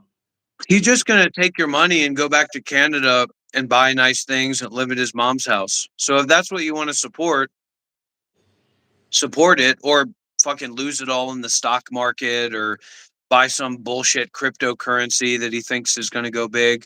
So if that's what you want to support it. Shiva's going to go to India to try and pretend that he's a part of like following Sadhguru and practicing with him. And then he's just going to fly back to his mom's house, and I hope he drops the whole spiritual thing and like gets a job and just goes and starts to live his life and lets go of this whole thing because it's not good for him at this point.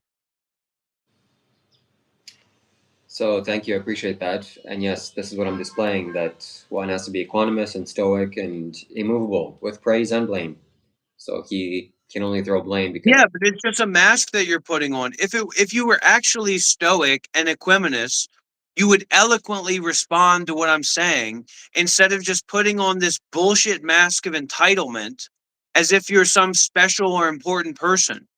You're not really responding or talking about anything that I'm saying, right? You're just saying, I had a right to call the police. The Vietnamese people deserve to have my authority pushed out into this community. You haven't responded to any of the major points that I've made, like if you stay at a cheap hotel, expect to have a cheap experience. If you stay at a cheap hotel, it's fucking retarded for you to call the police because the cheap hotel that you chose to stay at is a cheap hotel that has a lot of noise from the street.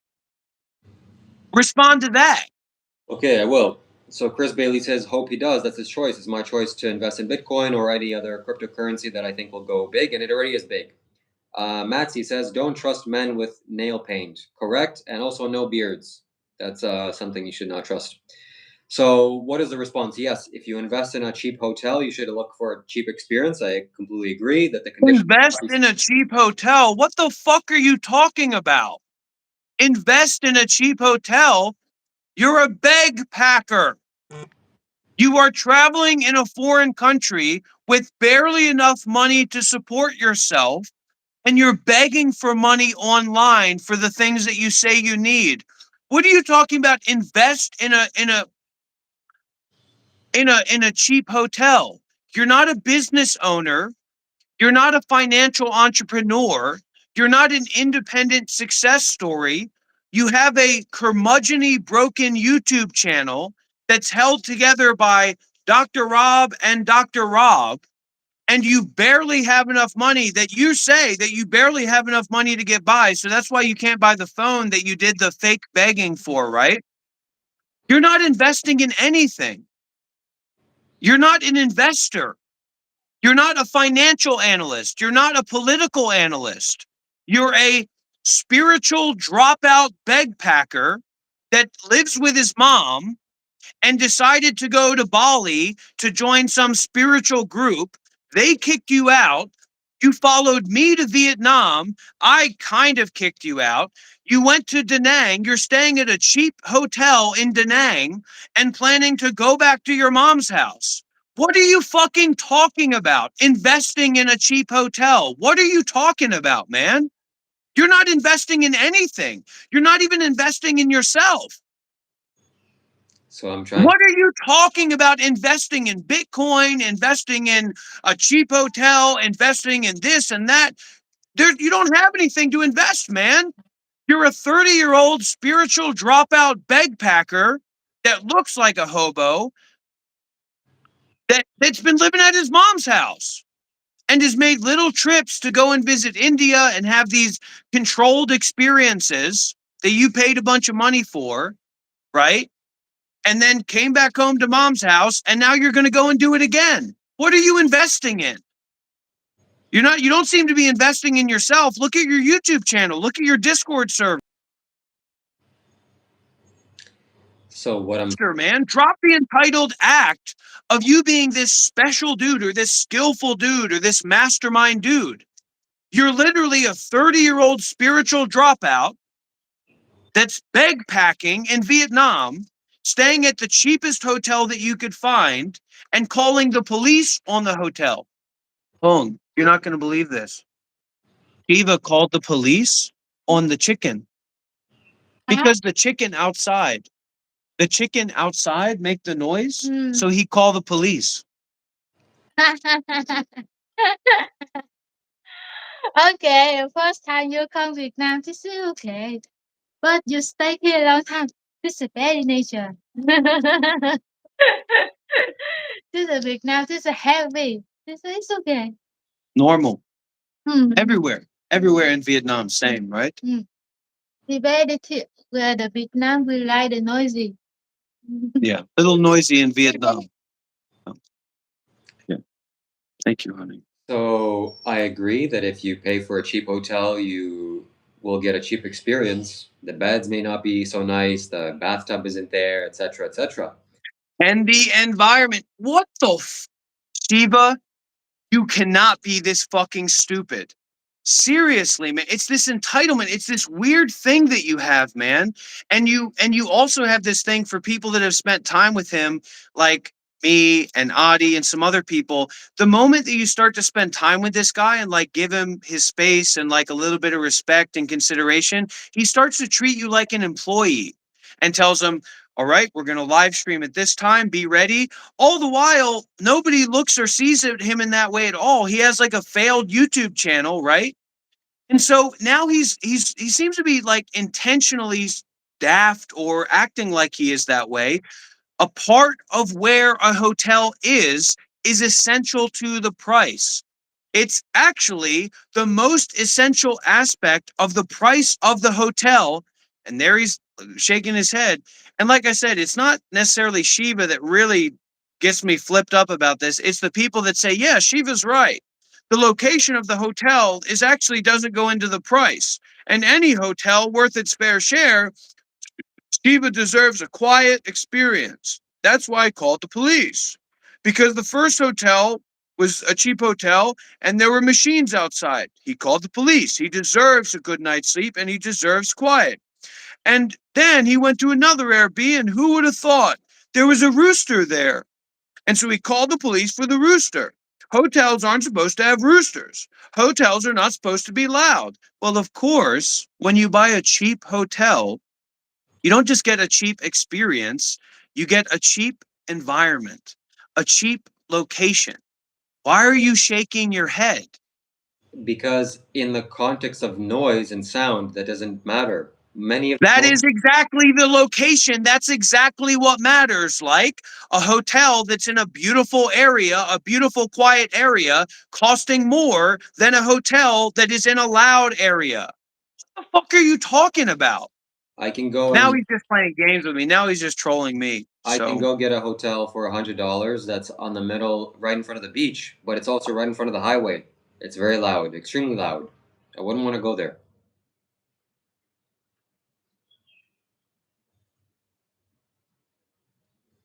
Boom, baby. Mr. E says, regardless of the price or location, that doesn't mean you can disturb and disrupt the public, you fuck. Calling the police on business owners, calling the police on people that live nearby that have chickens and roosters, etc. Honestly, we have a very different community, man. We have a very different audience. And I tell you what, the thing is, it's just if your audience really thinks that you deserve like a quiet and nice place, maybe they should give you the money for that. But of course, you wouldn't use it for a quiet and nice place. You'd pocket it, just like you pocketed the money for your phone, and you'd stay in the stingy, cheapest hotels that you could find, and then you'd call the police on the robot chicken. God forbid. No, Mr. E, you know what it is. You know what I'm talking about. This idea that local people living their lives in Vietnam, that's not about the standards of Canadian people, right? Are disturbing the public more than a bagpacker traveling to the country, staying at the cheapest hotel that he can find, and then calling the police because he's having a cheap experience. So I'm proud of myself for an anon user says here. The police informant justifies Shiva. It was legal problem. Noise complaints are justified. The chicken and the owner was in the wrong. That's correct. Legally. C. Thackeray says, if you want to look at a place you are about to stay, then you need to research it first to see if there's businesses surrounding it. Then you'd know if it's going to be loud or not. You should have done your research.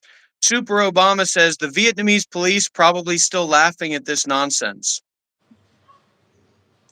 How could I have done research to know if there's a loud chicken next to the hotel? You're not doing any research, man. You're, like I said, you're a dropout. You're a bagpacker. You haven't built anything in your life at all besides this defunct YouTube channel that totally relies on me. I'm not saying that you can't build anything. I'm just saying that there's nothing about you or what you've done that's exemplary. You haven't received initiation from Sadhguru. You haven't been recognized by any teachers.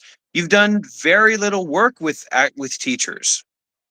You were a tourist at a couple monasteries. You were a tourist at Isha Foundation, along with hundreds of thousands of others, women and yoga instructors and random people. Only you were banned from Isha Yoga Center for trying to bring a knife into there, whereas they got their initiations and, are still on good terms with Isha Foundation. Oh, he's 100% a fake guru. 100%. He's not a guru. He's not a spiritual teacher. You should have seen the way that he acted when he came to meet my teacher and join that 10-day meditation retreat.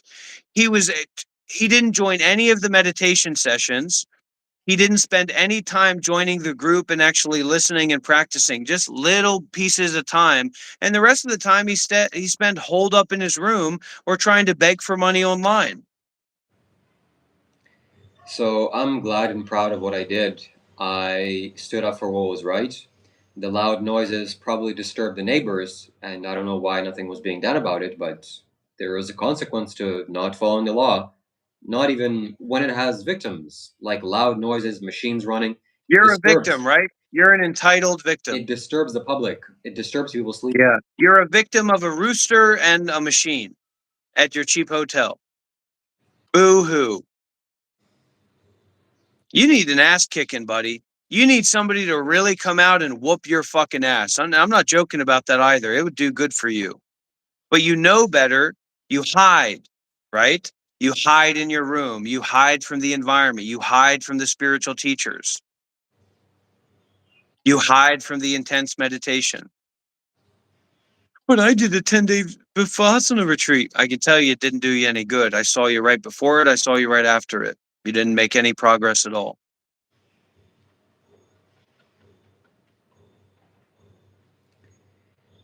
So, And I know you were talking about going to America. Don't go to New York City. You're going to be calling the police every fucking night. There's laws ordinances. And if I have to call the police on a black child 500 times, I'll do it if it's the law and if they're disturbing me. Yes, if it's a loud disturbance like people playing music at nighttime when people are trying to sleep, you have the right to call the police. 100%. It's a crime. And it's a crime with victims. It's not a victimless crime. So just because a place is cheap doesn't mean that it should be loud. That doesn't automatically And mean if that. you go to New York City, man, you're going to get your ass whooped. I'll tell you that right now. Last place you want to go to is New York City. They don't play around with this kind of bullshit. You're not willing to spend money? Don't fucking come here. So, yeah, I mean, just because a place is cheap doesn't mean that it's If wrong. anyone wants to call in and give their side of the situation, why don't we do that? Maybe somebody can call in and say if they're on, if they understand, if Shiva's perspective is right. Um, if they're, if you got something to say to Shiva, we're gonna put a number up on the chat right now. You can call in and you can say it to Shiva. Yeah. Not necessarily Skywalker. It's not a crime. It's a civil infraction or an ordinance violation, and it's none of your business to moderate civil laws in a country that you're just traveling to and begging in. Anon user asks, do you really have alt-right views, or is Rob lying? Rob keeps saying that I have alt-right views. I don't know if I should have alt-left views, if that's better. He's saying in He's trying to ignore the question. He's been at my house. He watches Nick Fuentes. He watches Alex Jones. He watches all. He probably listens to Rush Limbaugh. He probably goes to sleep, listen to the recordings of Rush Limbaugh. Rest in peace. Enjoy hell. You know. So the alt-right meaning, it means promoting white nationalism, white supremacy, and anti-globalism. It's not, I do not condone that or agree with that. So no, I'm not an alt-right person. And Mill My says, channel, tell them everybody, to is tell called Rob Monk your Life cousin. Meditation. My channel is called Monk Life Meditation. It'll show up if you search for it. It was just a rooster, Maria. It was just a rooster outside of Shiva's new Airbnb, and he called the police on it. So Mill says, tell Rob your hotel looks better because it Jason does. says, I hope he goes to New York. He won't survive. I won't go to New York because it's not conducive for human wealth or human health. It's very confusing. You had a Freudian slip there, a Freudian dummy slip, huh? Of course, New York is one of the wealthiest places in the entire world, you dumb fuck. Yeah, not for Now human I'm getting well-being. worked up. Now you're putting me in a situation where I'm getting worked up.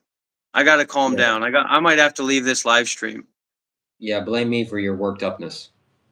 Well, it's ridiculous. If it's something I really believe in, there's nothing wrong with me being passionate about it and calling you out on your bullshit.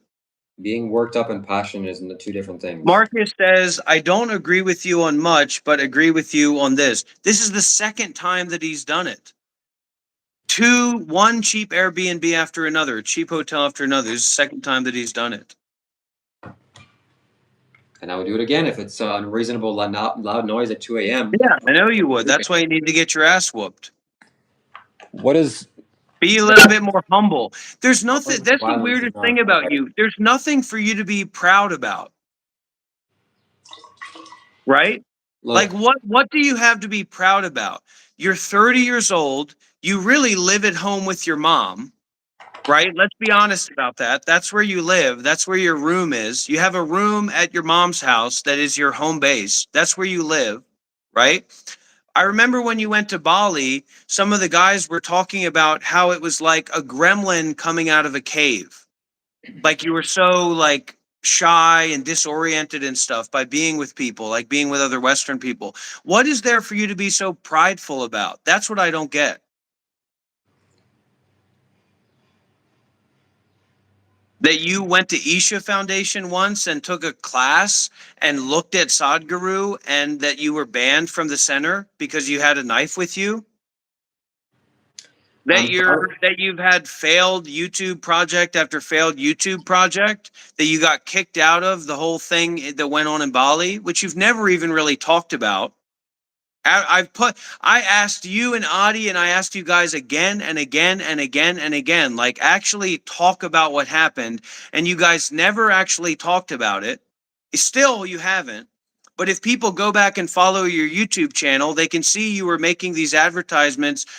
We're building a spiritual community in Bali where you can come out here and you can live and you can be a part of this. And then they kicked you out, and then because I came to Bali to see what was going on over there and found you kicked out from the community where I couldn't even go there because of how much of a bad standing you were in with that spiritual group, right? And then you followed me to Vietnam, right?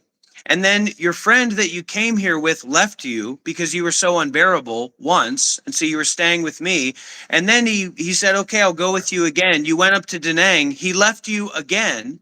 Now you're in Da Nang alone. But where you're really coming from is staying at your mom's house, doing this fake spiritual guru thing online. So don't bullshit a bullshitter, man. What happened in Bali is that so he went there, he had like some connections and he was invited there. And the leader of this group is like kind of an Instagram influencer spiritual guy. He's not actually like a deep meditator or anything, but he's like a fit, like Viking kind of spiritual guy that talks about like new world, building a new world and stuff. But he's just like trying to scam people out of money. And so Shiva had a connection with a guy that he knew. So Shiva was able to go there. And Shiva puts on this performance of like being a guru, so he wears these malas and he wears this t-shirt on his hat. He doesn't do that when he actually goes to like a spiritual place, like a meditation center or monastery. He just stays in his room and does live streaming and tries to make money, right?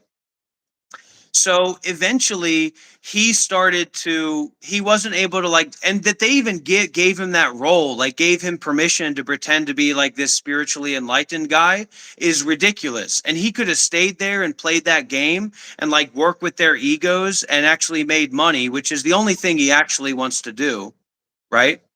But he blew up, and he they won't talk about what happened, but basically he started saying like weird things, he started acting weird, and they told him, "Look, man, you've got bad energy and we don't want you here anymore."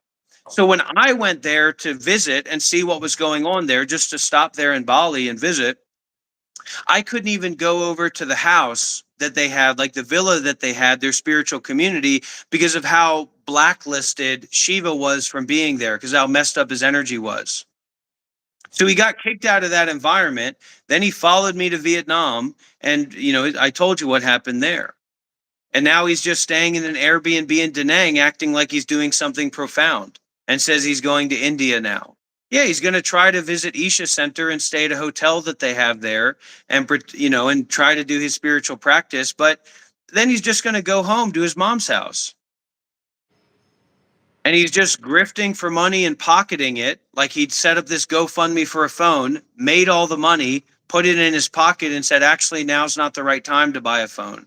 I'm guessing that the right time to buy a phone is going to be when Shiva's settled down and is with his blankie and his little Sadhguru picture with his warm colored walls back at his mommy's house. That's the time that he's going to say, "Okay, I got all this money. Why don't I get a phone?" That's not true. And Mills wants me to move the camera 360 degrees to show my room. I'll do that. It's just some shitty normal hotel in Vietnam. It's a cheap hotel. It's a very, very cheap hotel. Yeah, just some $10 a night hotel. Look, it's a mess. He's been there for weeks. You can see outside, it's totally cheap. And he's in a place which is like a massive tourist town. So there's all kinds of nice apartments and like nice communal hostels and things like that. He's not staying anywhere there. He's isolated himself in some like backwoods cheap area that's not even for tourists. It's a hotel for Vietnamese people. And he's acting like he's doing something profound, and he's not. No, I know it's petty, but this is just me trying to be a friend for him 100%. I don't have any bad will towards this guy, ill will towards this guy. I'm just saying like what he's doing is bullshit, and he needs to be accountable to it so that he can do a new way and go a new way. I love this guy. Absolutely love this guy. But I already told him what's going to happen. He's going to go to India for a while, make some videos, act like he's doing his spiritual thing, if he's even allowed to go to his teacher's meditation center, because previously he was banned from there because he tried to bring a knife in. So he doesn't even know if he can actually go there, but he's not actually going to go there as like a participant. He's just going to stay at the hotels that they have there for tourists and wander around and act like he's a part of what's going on. And then he's going to fly back to Canada and be back at his mommy's house. Then he's going to buy a phone with all the money that he raised when he said, I need a phone, and invest in stocks and just keep going in this lunatic idea of him being like some kind of important character.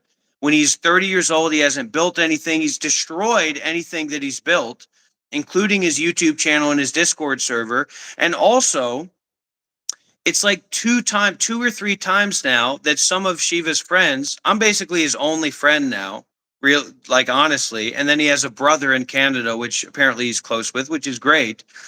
Multiple times that his friends have like tried to stage an intervention with him because of how whacked out he gets, like out of tune he gets with what he's doing. You buy a cheaper place, you get cheap living.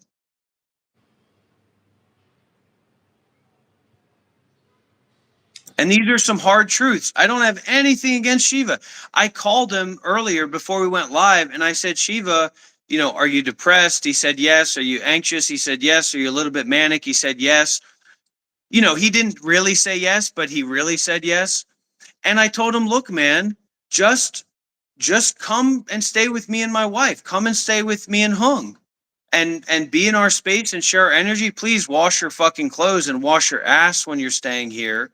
But, you know, and clean up behind yourself and help out a little bit in cleaning up, right? Because I'm putting a lot of energy out. So when I finish, I need to go and take a rest. Doesn't mean that you can't help cleaning up instead of having a all night fucking Zoom meeting using my LED light to sit on my couch, sweating your ass without the AC on into my couch while you have a Zoom meeting with a demonologist, with a demon dealing pickup artist laid out into the night. Why don't you clean up a little bit? You know what I mean? And take care and help make the space nice. And I said, I really mean that. Please, Shiva, see if you can get a refund for the hotel. They might be able to give you some money. I'll buy your ticket for you to come out and just stay here, man, until you go to Vietnam, because what you're doing right now is not good for you. It's not healthy for you to be isolated the way that you are right now. I'm 100% it's not. And I wish that you would come here and stay here. And we'll get you a phone. We'll go out together and pick out a fucking nice phone. I don't know why you're worried so much about money. You're 100% a financial failure, right? You're 30 years old. You live at your mom's house. You have a room at your mom's house, and you go around and visit and stay at cheap hotels and beg online and pretend to be a spiritual teacher, right? So just spend the money for the phone. You're not an investment fund or something like that. And, you know, and then go back to Canada after India. Because I don't like the you that I'm seeing nowadays, man. It doesn't seem like you have any energy to give to anything. Every live stream that we do together, it's always this like fake persona that you're putting on of being detached and being you can't even put your hands together anymore for long periods of time. Like, dude, you're not giving any energy outside besides like this persona that you're giving to like disassociated people that you're like sitting there meditating while I'm yelling at you when they have no idea what the context is. And you told me when I first met you that what you loved about me is that I could put so much energy into things and I could be myself and I could be wild and crazy, which is what your persona was before. That you're the ego guru, that you're the mastermind. But you're not masterminding anything now. You just sleep all day, watch bullshit content on you're not even going to the beach anymore, and then come and live stream with me. And if you're not live streaming with me, and I'm sorry I'm talking on and on, everybody, it's just that Shiva won't say anything. Like, he won't say anything real. He won't talk about anything real. And so if he's not live streaming with me, he does these weird live streams where he like tries to give stock advice and talk about the war and do like these weird podcasts with random people where he's talking about like bullshit. Of course I'm legit trying to help. And yeah, life is boring sometimes. Go and fucking jerk off. Go and watch porn. You won't be bored. What do you want to do? What? This isn't entertaining. Go and masturbate or go and fucking smoke weed. Whatever it is that you do, go and have a few beers. I want to have a few beers today. The deal's up. If somebody wants to send me, and now we're going to kind of derail, but I don't mind because she was going to derail anyway. If somebody sends me $100, I will go to the 7-Eleven right now and I will buy beers and I will chug them on this live stream. It's all good, Anya. It's better than it's been in a long time. Nobody do that, please, for my sake. And my channel is Monk Life Meditation, and I'm not associated with this guy. I was a monk for 8 years. We are not like doing the same work or the same project. He's just a friend. We live stream together as a way for us to connect and as a way to open up the door for other people to connect with like spirituality and stuff. But of course, it never goes there because Shiva isn't like willing to give anything. Do you hear that?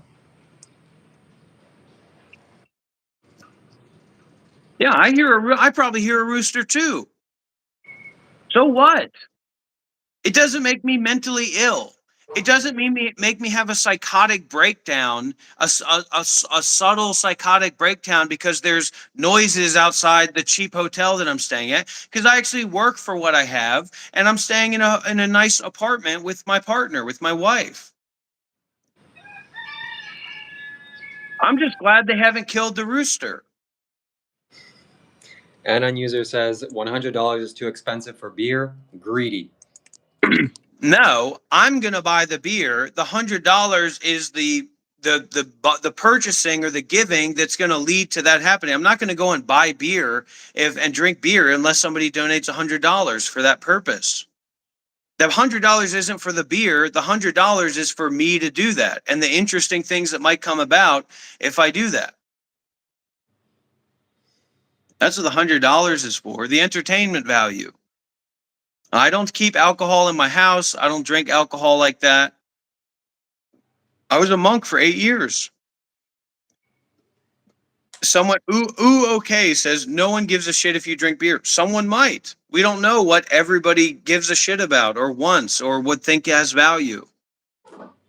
You know, if you went to an uncontacted tribe outside of on an Indonesian Indian island, you might find a bunch of tribal villagers that don't give a shit about gold.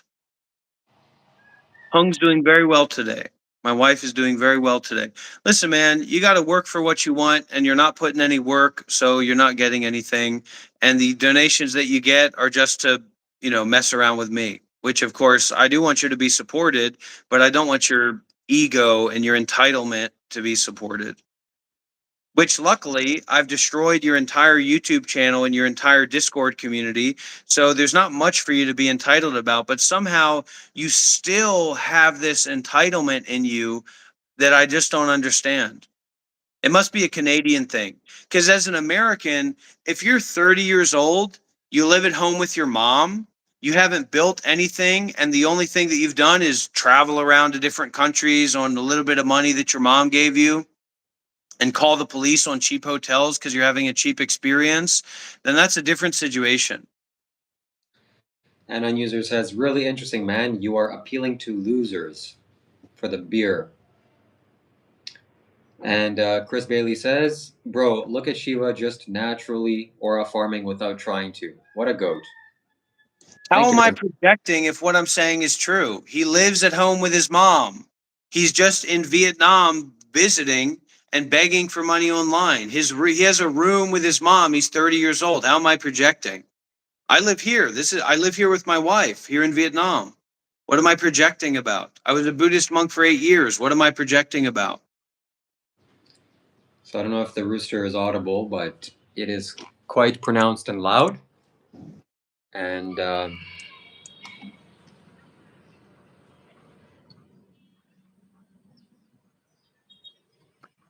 and if anybody wants to call in and give it to Shiva or give it to me, my phone number is right there. 443-987-6521. Yeah, Yeah. Shiva is amazing. Shiva is a spiritual exemplar. Spirit Shiva, we're all looking to you. We're all excited about your projects and your investment consultations. How much does it cost, Shiva? If someone wants to reach out to you and get like a private investing consultation, how much does that cost? How much do you charge for that? There's no barrier to access or to entry. It's on a donation basis.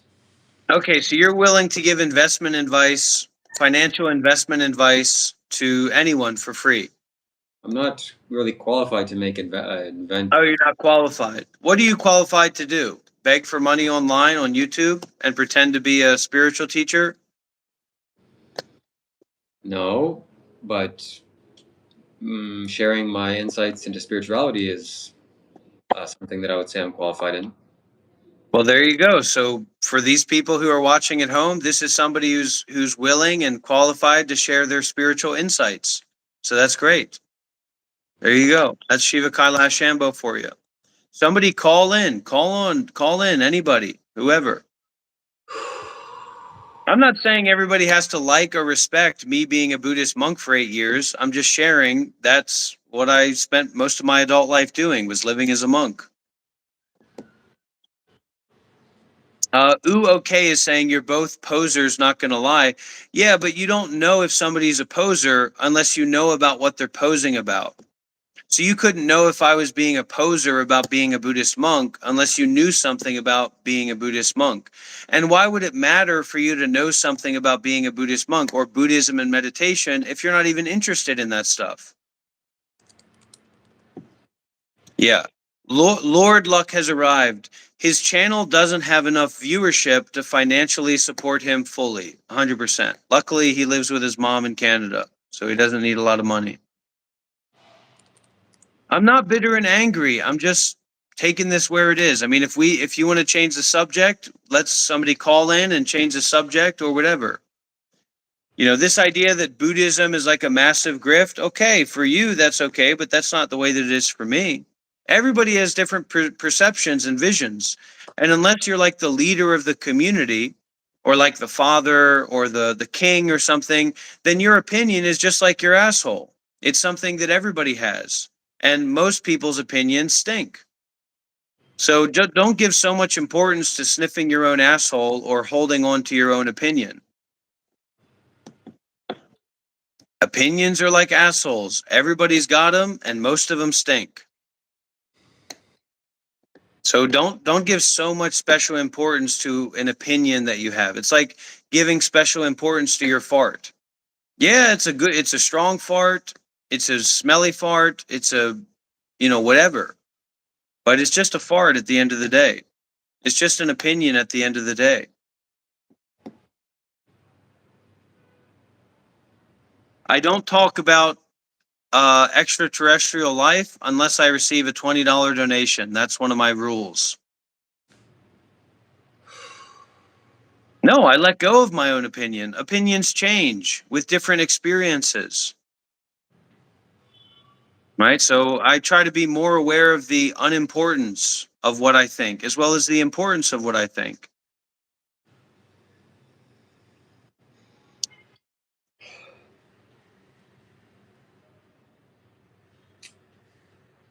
Yeah.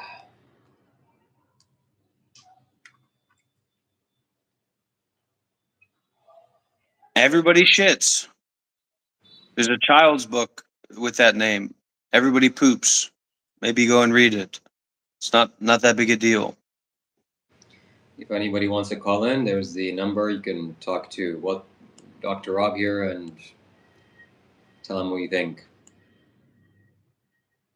And I'm not bald. Look, I got a bunch of hair. All kinds of hair. I'm thinking, so this is what I'm wondering. I don't know if anybody here knows about hair, but do you think that this hair on like the sides of my head will grow indefinitely to where I could get like a top knot, like a Japanese top knot? Does anybody know? Probably. That's what I would want to do. And this is a sweet hat. I mean, what are we talking about here? Now everybody's got to wear a suit and tie. Everybody's got to wear jeans and a t-shirt. Everybody, if they're like Shiva, needs to wear stinky clothes. No, I mean I wash I don't wash my clothes. My wife washes my clothes. But this is a cool hat. So, blocks out the sun. The white reflects the sun. I mean, this is a badass hat, right?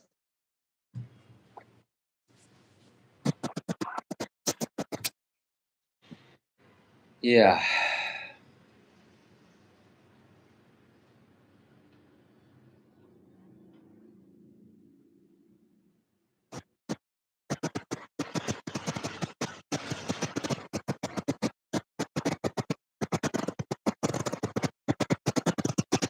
What's that noise? Anyways, I was in Dr. Rob's house for a week, and I couldn't use the washing machine, so my clothes maybe didn't give off the most amazing aroma when I was storing them. So I apologize for that.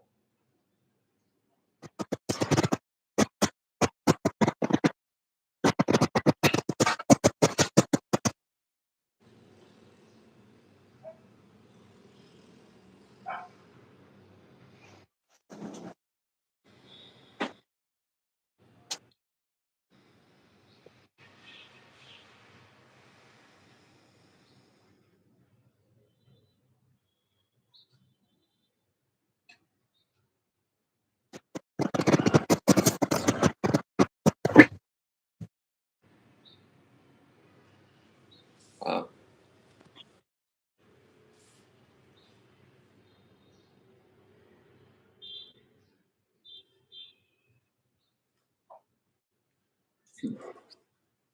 Motorbike, maybe next week or 2 weeks.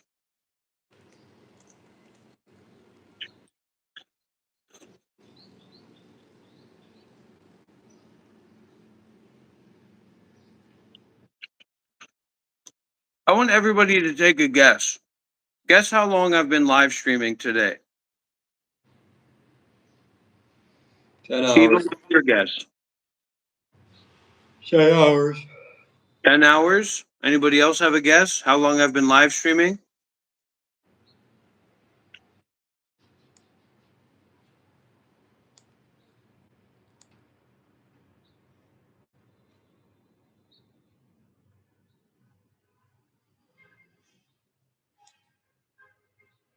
These guesses are a lot closer than I thought that they were going to be. We're 30 minutes away from 10 hours.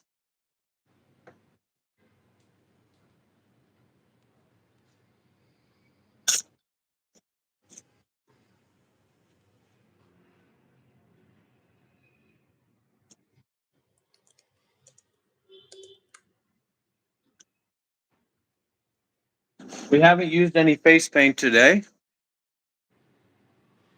Kind of a chill day.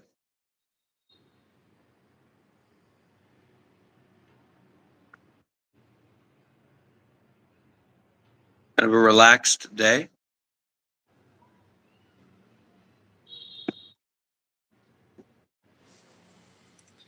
Yeah, like this live stream. We're at 95 likes.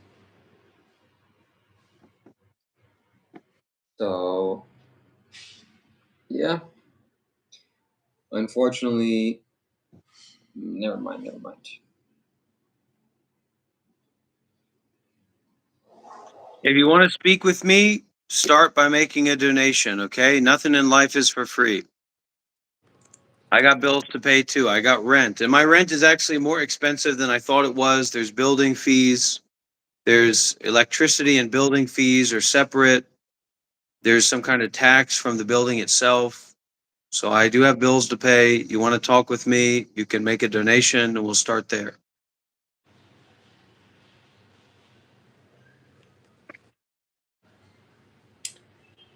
Yes, I am willing to do the same. If you wish to speak with me now or in the future, we can do it on a donation basis. You don't have to donate, but if you want, you can. I'll talk to you.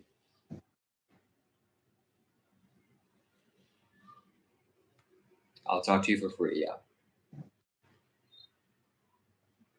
Well, you might be able to talk with him for free, but I was a Buddhist monk for 8 years. So a little bit more of an expensive conversation. Imagine if you were to speak with a specialist, a professional consultant in any field. How much would that cost? It's big buck.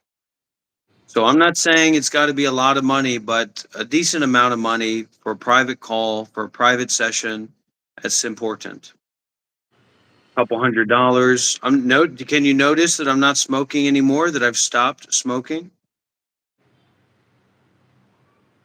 So my lungs are clearing out, my energy is clearing out, my energy is getting more clear.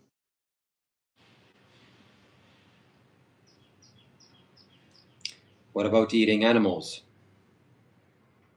What about imprisoning animals? What about calling the police on roosters? Is that a good thing to do? Is it a good thing to call the police on the hotel that you're staying at because it's a cheap hotel and you don't like it? And it makes you feel weird in your mind, makes you feel anxious and confused and unsettled because there's a rooster outside the door. And I anyway, you understand. gotta talk to Hung. I don't cook. My wife cooks. I don't buy food. My wife buys the food. And if you think you're gonna come up with a little bit of an attitude and talk to my wife, you might be seeing another side of Dr. Rob. Okay, you keep my wife's name out of your mouth, and you be respectful and you be serious. Okay.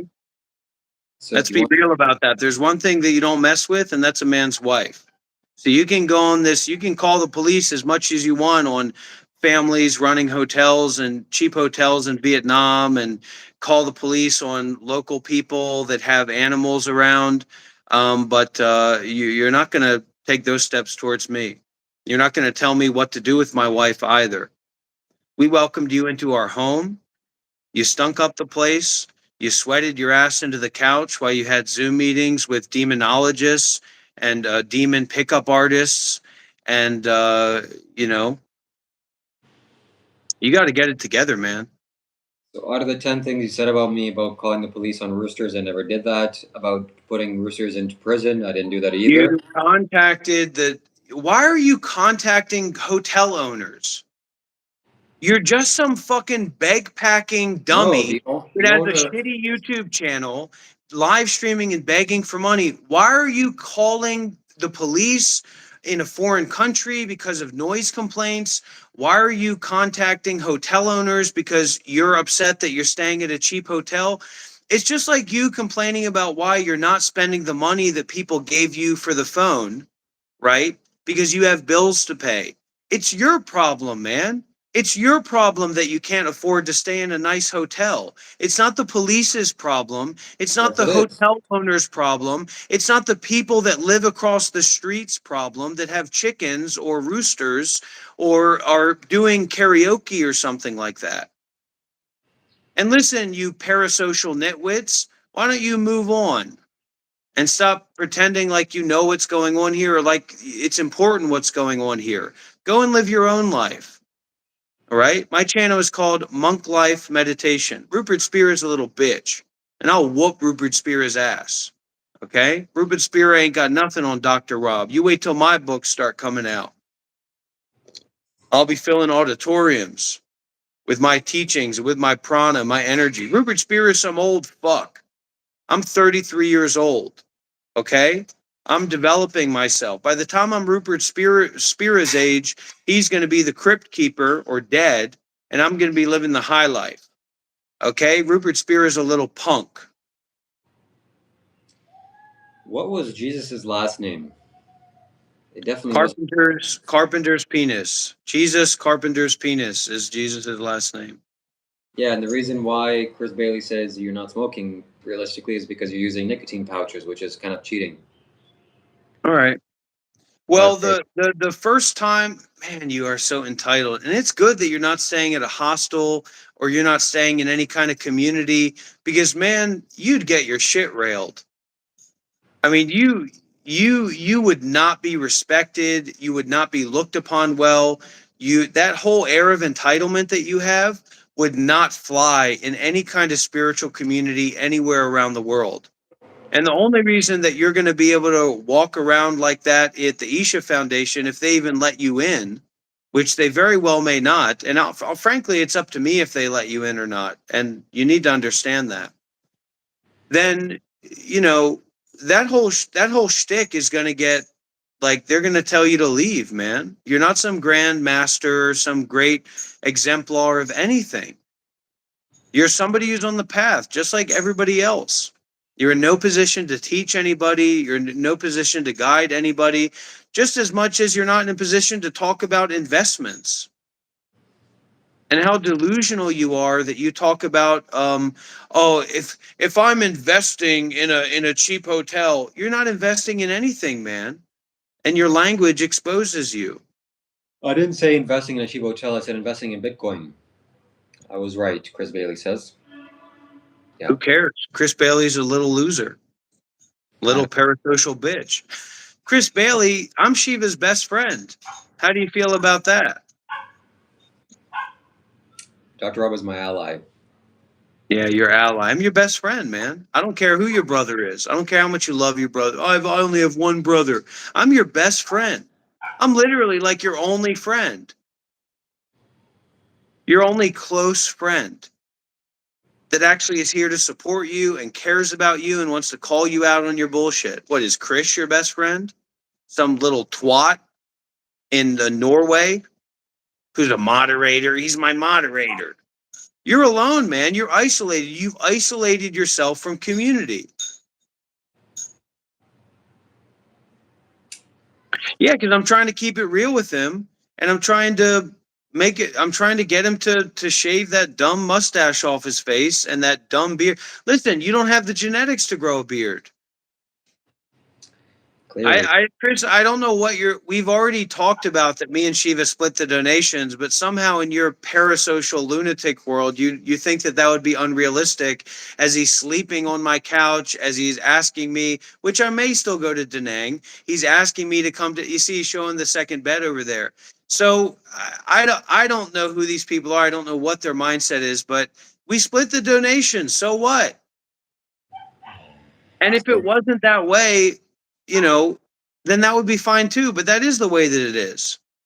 Chris Bailey So said, thank you, Chris, for this fake parasocial, like, I'm against Dr. Rob and I'm for Shiva, so I'm going to donate to him, and Dr. Rob's not going to like that.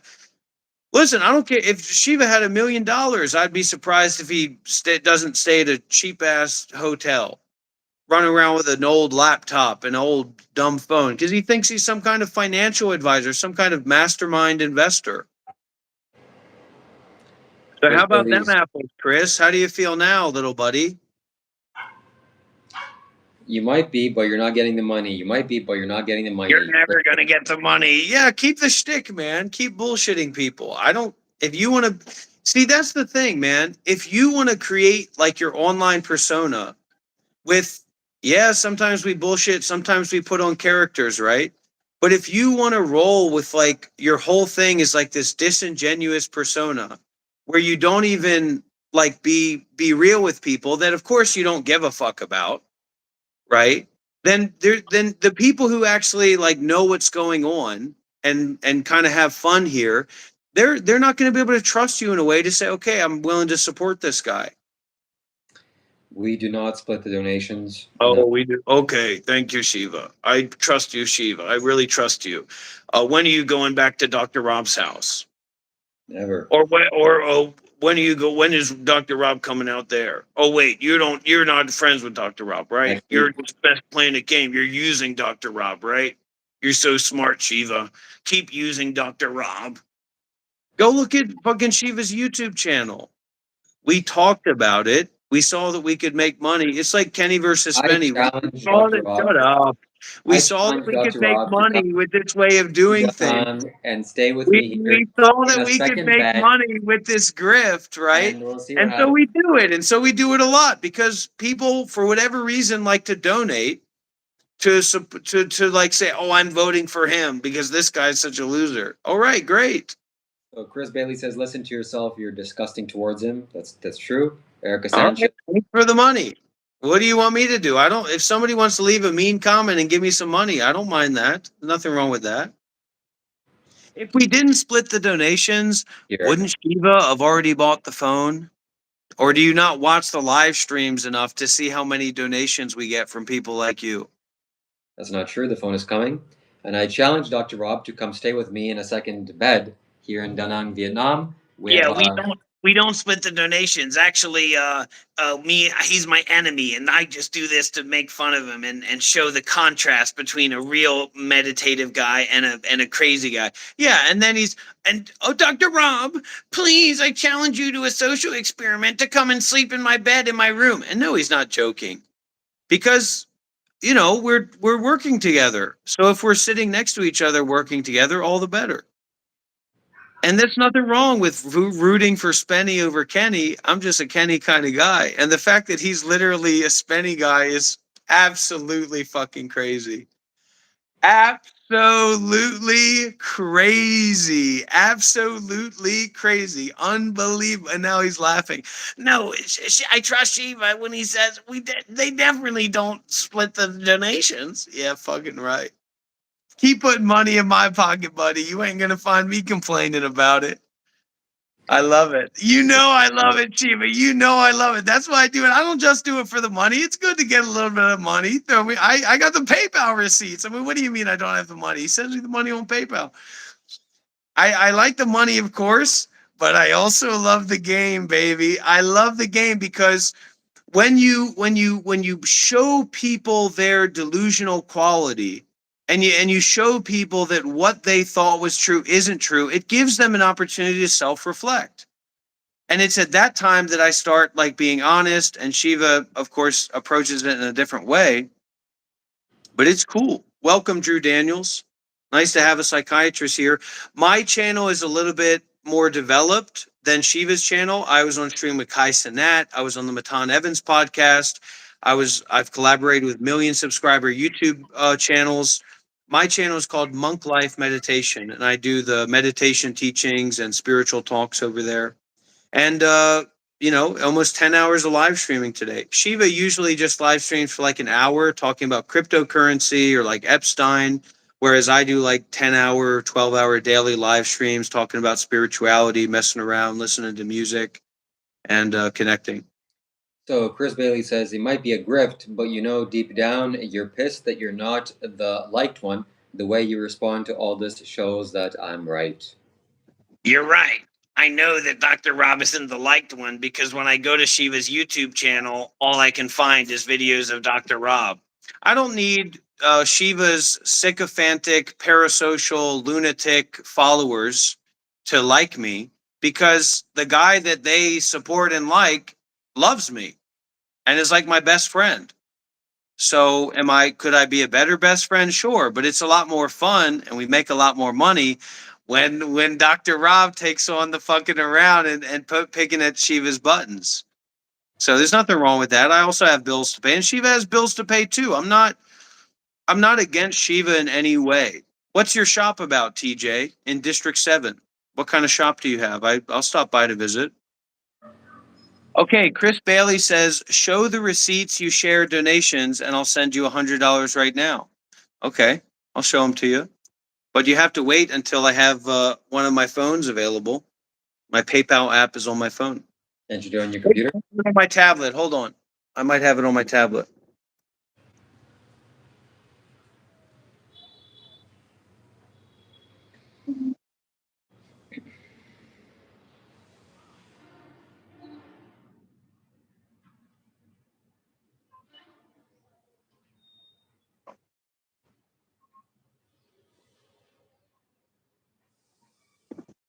These are my wife's teeth.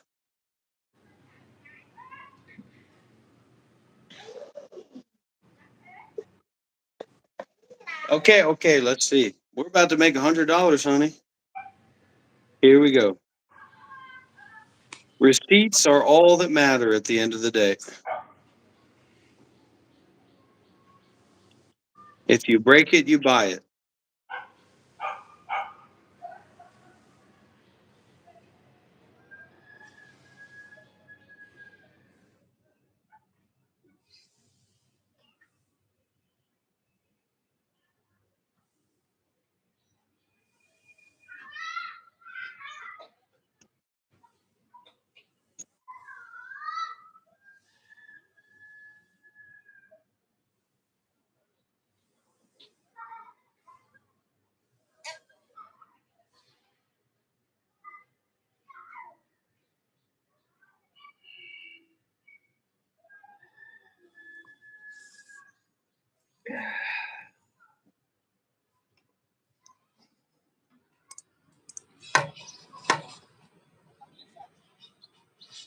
Are you really going to send the 100 if I show you the receipts, though? I'm not trying to put all my information out there about how much money we make from these streams.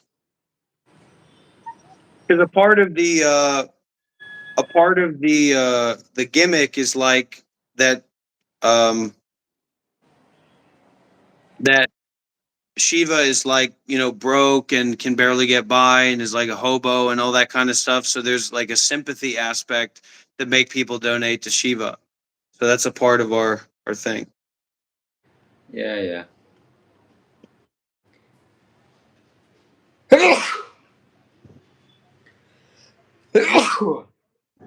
So come on, show us the receipts.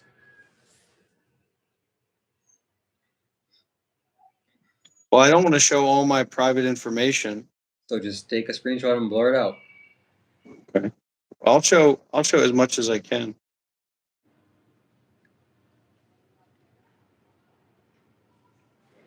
What's taking so long is that I'm not just showing my whole PayPal and everything.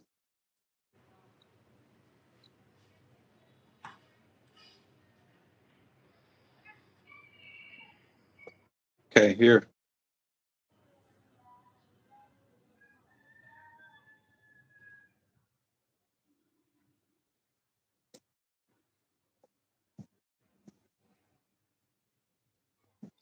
And zoom in so we can see.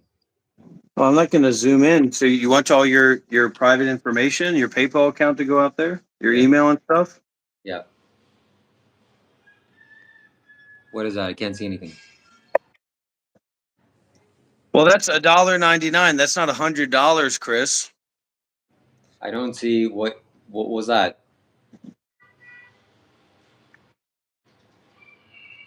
What you don't you're not happy that I showed them? I'm not supposed to show it. Look, I'm not that there's just new people coming in and coming in and coming in and coming in. So what's the deal about somebody who's, they're not going to donate that much more. It's a show, it's a game. It's not real. We're not really against each other.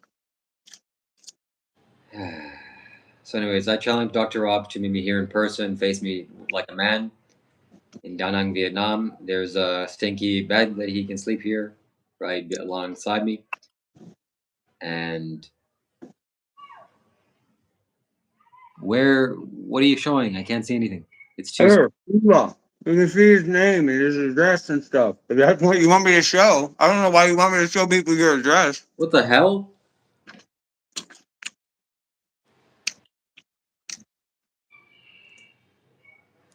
I don't know what that was, but Okay, TJ, I'm scrolling up.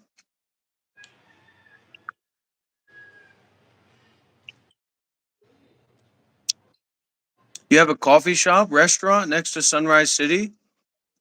How long have you been following TJ? Send me a message on WhatsApp or something. What do you mean? What you want me to give you my account password and name for PayPal, Chris Bailey? Is that what you want to do? Yeah, we'd love to come, TJ, but call me on WhatsApp first so we can talk a little bit. I want to know who I'm going to meet.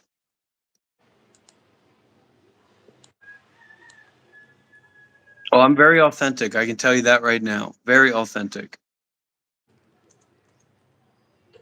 What do you mean I'm a liar? What do you want? How much more proof can I show? Can you not see Shiva's name? Can you not read it? no, I can't. From Yeah. Shiva Kailash Shambho, Shiva Kailash Shambho. Kerala, Unanu. Oh, it's upside down.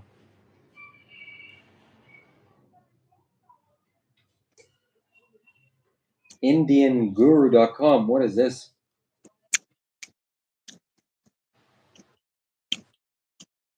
This is very confusing. No, I'm not doxing. It doesn't have that. It's just his PayPal information. Beharla.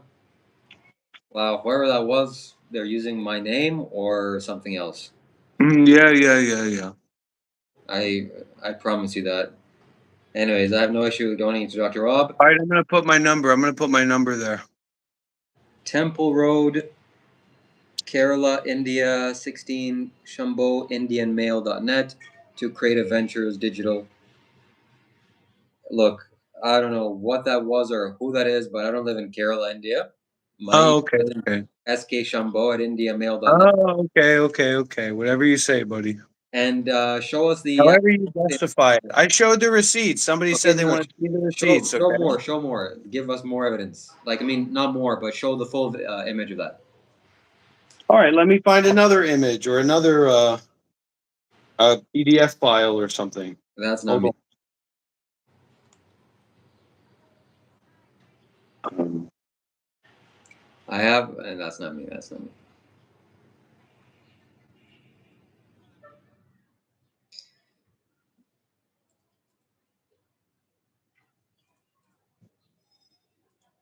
Okay, I have the full screenshot. Here, do you want transaction IDs? No, just tell me honestly, who is that? Who is that person? And why is I don't think that guy's standing behind his word, so I don't care about that anymore. well, look, if you somehow genuinely show and prove that I'm giving you money, splitting the donations, then I'm going to be sending you $100, and I'll say that live on the live stream. But it's not Yeah, true. yeah, yeah, yeah. Sure you will. So Chris Bailey is not true. They were from 2024. I screenshotted it from 2000. Wow, that's interesting. Wow, that means somebody that has the name of Shiva Kailash Shambho is sent a donation to Dr. Rob in 2012. That's pretty awesome.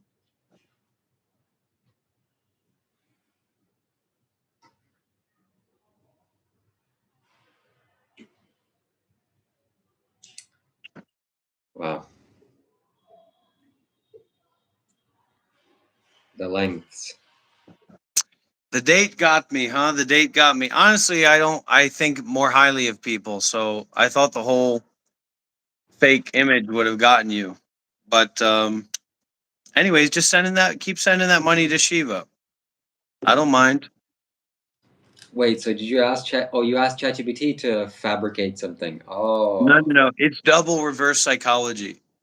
So I just showed like some random receipts so that they would say, "Oh, it actually is just going to Shiva." So now they'll donate more to you to put it in my face, and we'll continue to split it. So, anyways, don't listen to this guy. He goes. anyways, it's a working relationship. What can we say?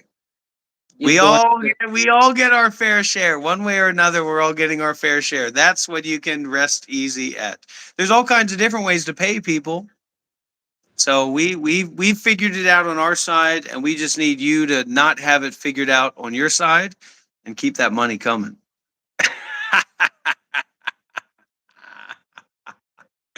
I mean, what am I supposed to do? Want Shiva to have less money? No, it's a fair split. It is his channel. So this guy doesn't need any more money. He's going on 5-star vacations in Cambodia. He's doing well for himself. He's rich. He doesn't have roosters outside his dorm.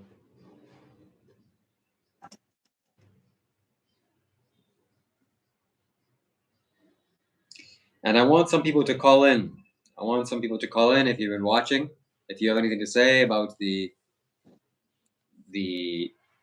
rooster situation or the colony police situation, I'm going to paste the WhatsApp number below. You want to see how I'm living? That what you want to see? You want to see the difference between the views? So you all saw Shiva's view, right? Can you show us again, Shiva? Can you show us the view out your window? So you can see like the difference in the people you're donating to. Take it up to the window, man. I want people to really see the difference.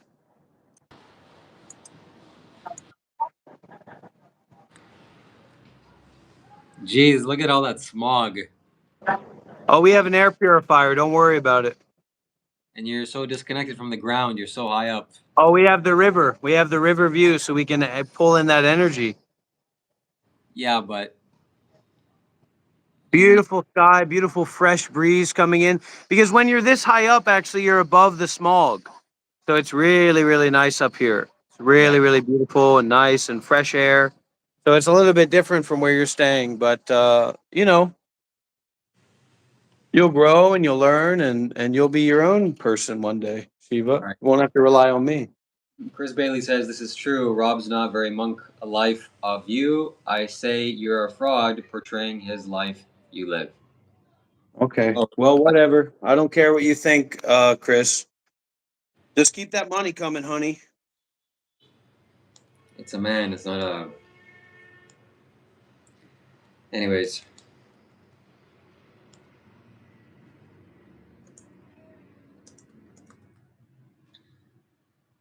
so somebody should make that into a T-shirt or clip that and make that into Dr. Rob's quote.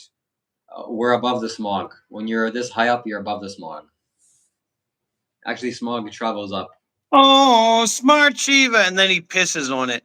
Smart Shiva. What do you want? A little candy, Shiva? You want a little kiss on your forehead, Shiva? You said something clever? Oh, Shiva. And if only it was actually true, if you weren't cycling through mania and depression and low-level psychosis because of roosters outside your house and machines outside your house. Anyways, I challenge Dr. Rob to come meet me in Da Nang, face me face to face like a man. And then I challenge him also to go to the business that was operating next to the Airbnb and hear the loud sounds of the machines. And then he'll tell me firsthand, and Oh, we'll. I'm not coming to some shitty hotel to smell your stink. Okay. At least we have a washing machine here. I know that you're not washing your clothes and you're now afraid to go outside of your house even. Where are the beach streams, Shiva? What happened to I'm gonna stream every day at the beach? When was the last time you were even at the beach? And try not to lie. Because I can see it when you lie, man. When was the last time you went to the beach, right? You need to be next to the ocean, right? You couldn't join the Ajahn Brahm retreat because you needed to be next to the ocean. You couldn't get an apartment here nearby me to stay and we could work together and collaborate because you need to be next to the ocean. When was the last time you went to the ocean? A week ago. You're in the state of psychosis. There's no greater or clearer proof than that. You're cycling through mania, you're cycling through depression, you're cycling through anxiety.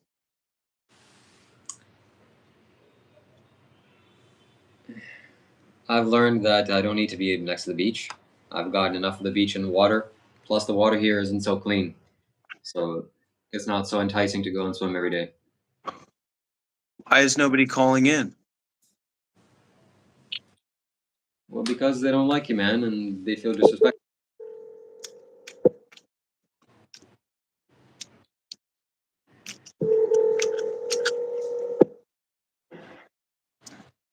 Hello? Hello. Who's this? How much was your wife? What?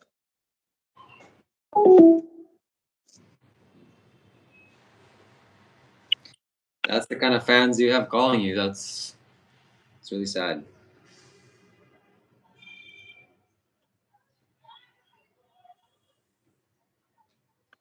So if you want to call in, if you want to speak to Dr. Rob, I almost just swallowed a Zen pouch. Or I caught it. I caught it in time. That could be dangerous.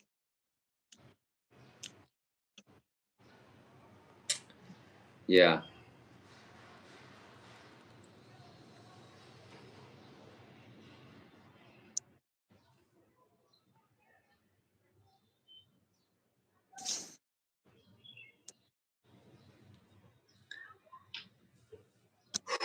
Fruit.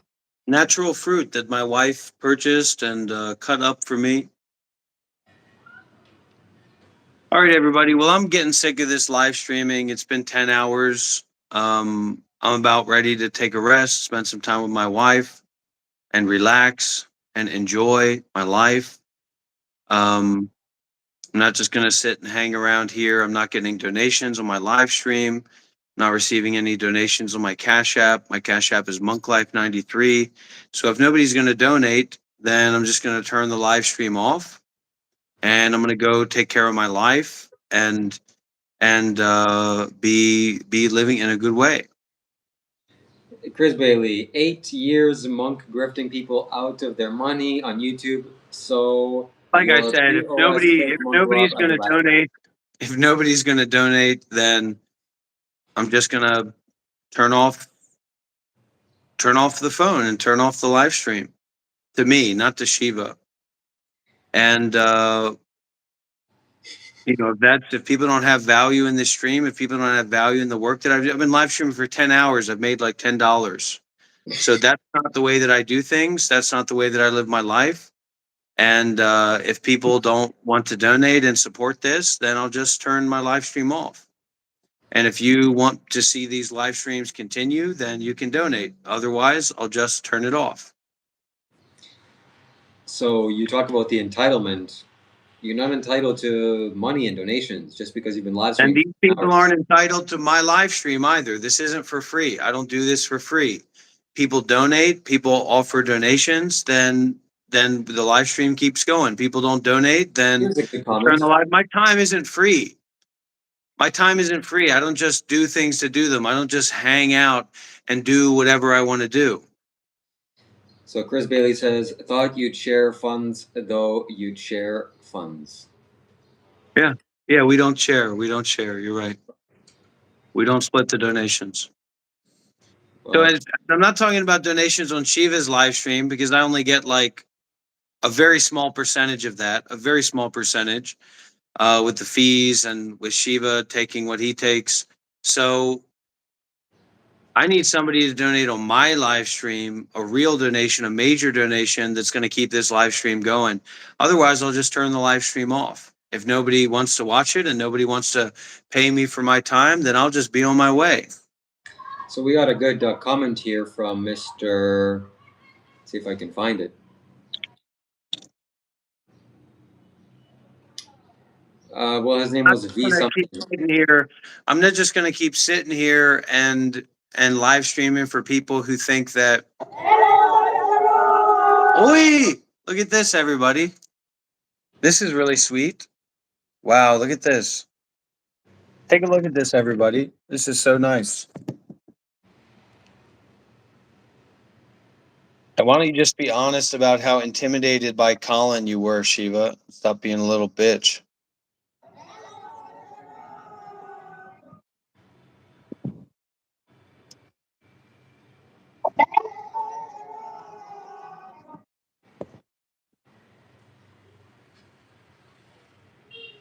Somebody had a comment saying that they'll donate if you unblock them. And Rachel Mays says, thank you for the $10, 10-pound donation. I work hard for my money, so look after it, please. Yes, thank you very much. I will. I'm not like Dr. Rob smoking cigarettes.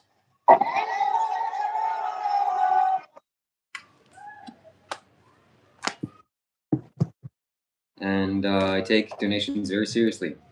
Thank you very much. Okay, well, he doesn't take them seriously enough to buy what he said that he needed when the donations come in, right? He doesn't take it seriously enough for that, but he takes it seriously enough to appreciate him pocketing the money that you give him to take back to his mom's house.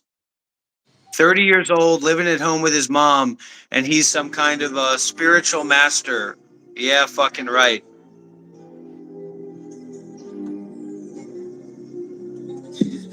So I could be my breakup. I just hit the mall. I've been balling like the Lakers. Said that she was down, but you know I ain't a player. I said fuck up. Oh, he said fuck. He said fuck.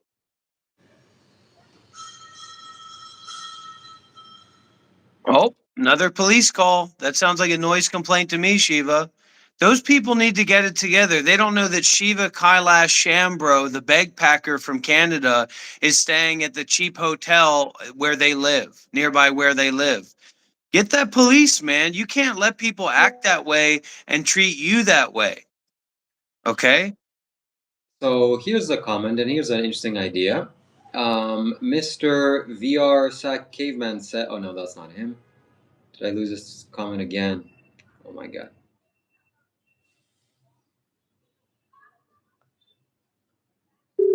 So, I'll donate to Bob if he unblocks me. Don't talk about people. Yeah, people that have said that they'll donate if you unblock, but I guess you won't because you believe in censorship.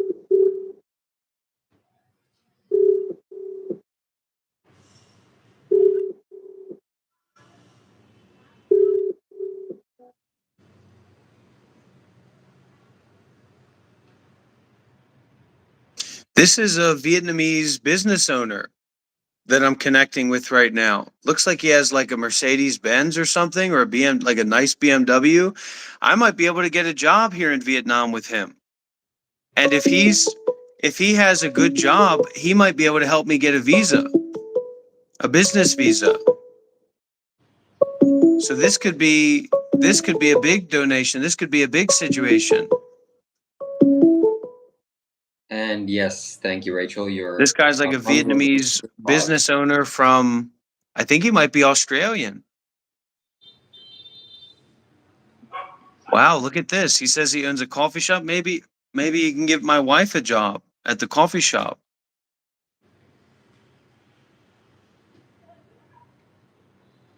Okay, did I stutter? If nobody starts making donations and sending donations to my live stream, then the live stream is getting turned off. And the live stream is going to be done. The live stream is going to be over. Okay, does nobody here realize that or understand that? Do I look like I'm joking? Are you willing to? And Shiva's high on life because his daily begging has, put a couple bucks in his pocket, so he thinks that he's some kind of spiritual king of the world. All the while, the only reason that he's getting those donations is because of me. So and yet he doesn't show respect to me, and he doesn't give me my fair share of the donations, half of the donations that I deserve. And that's not right. That's not correct. Man, we're going to do the merch. We're making the merch. The merch store is on its way. Who here, raise your hand if you're ready to buy Monk Life Meditation merch when the merch store opens. Raise your hand, okay? We need to see how many buyers we have.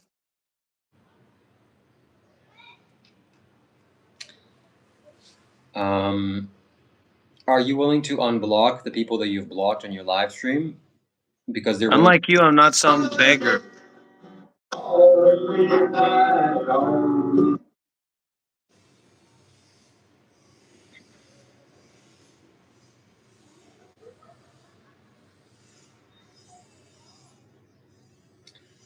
Shiva Yeah, merch. we all want Shiva merch, Bagpacker merch. ShivaKailash.com. The hobo who lives at home with his mom, but sometimes he saves up enough money to go and visit other countries and pretend like he's doing something. Here's the Shiva merch. Authentic Himalayan. Who wants to buy one of those? Who wants to buy one of those malas? ShivaKailash.com. Who wants to buy one of those malas? Please.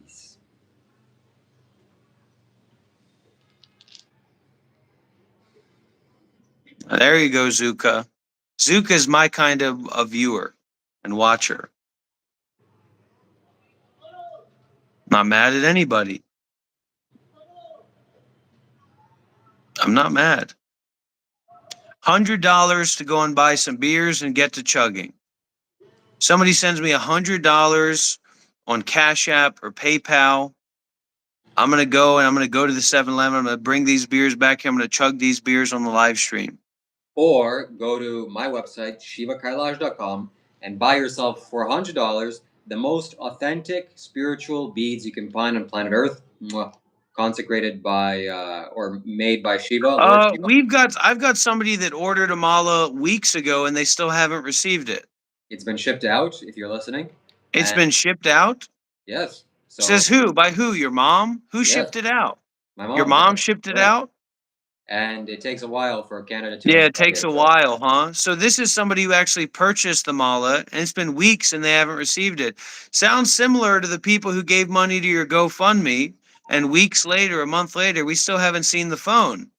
The GoFundMe. As if it's some big purchase to go and buy a phone. The link that you see pinned in this comment is the link to the GoFundMe. You can go and check how much money was raised, and if you want to contribute to that, you're more than welcome to do that. Thank you very much, and I will be purchasing a phone with those funds. All right, everybody, I'm seriously about done. I'm seriously about to end this live stream.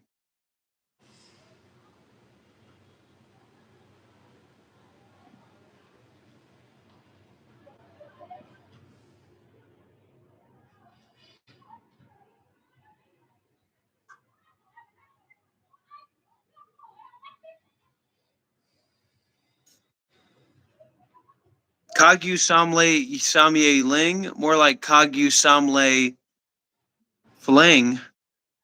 Because most people are just going there to have a fling with spirituality. They're not going the whole way.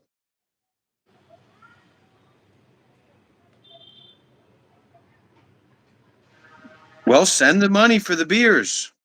$100. Beers don't cost $100. $100.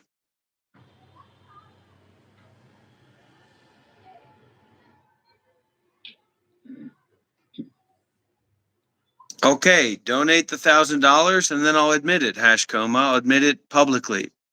And I'll Admit tell what? some things about Shiva that I'm not supposed to tell. That will make it clear that this is an act. What? What are you gonna tell? But first donate $1,000 on PayPal or Cash App, MonkLife93.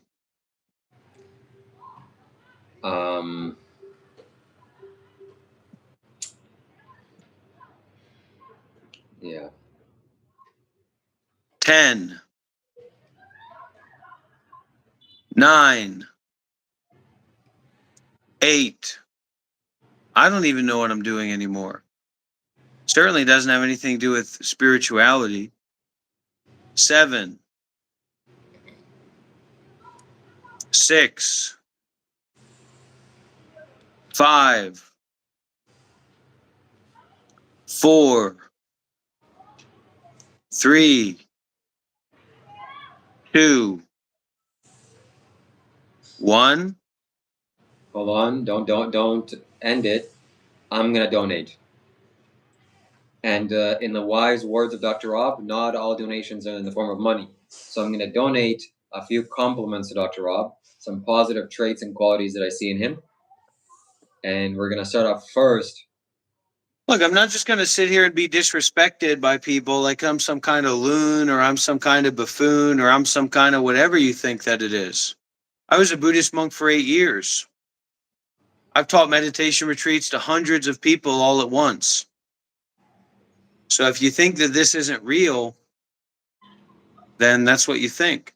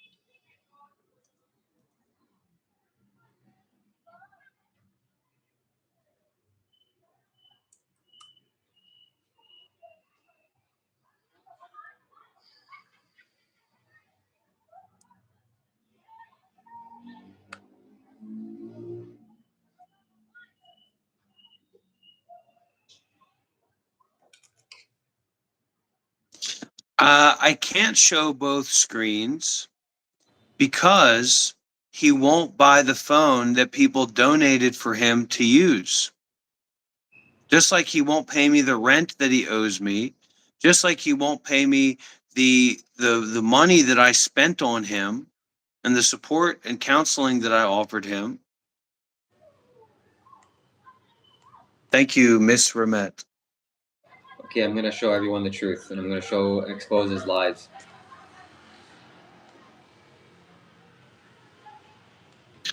Okay, well, Hashcoma, you don't even have my PayPal, so how would you donate to begin with? You're just pulling my leg. And You're why? just making a game, Hashcoma. Why don't you have your PayPal link pinned to your description or YouTube channel? I wanted to donate to him for the food that I ate in his place, and I went to his YouTube channel to try to search for the PayPal. It was nowhere to be found. I couldn't find it. So here's the GoFundMe that he says that I raised money for. And yes, I'm not as successful as Dr. Rob for raising money. So we're maybe at 2% of the way there. Four donations. Thank you very much.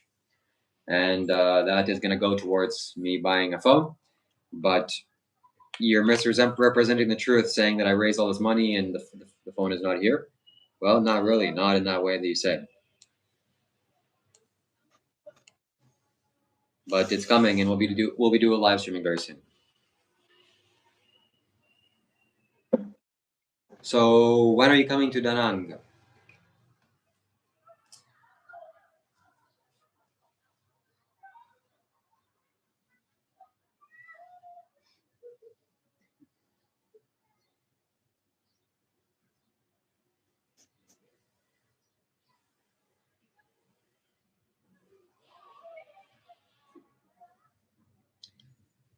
When are you coming to Da Nang?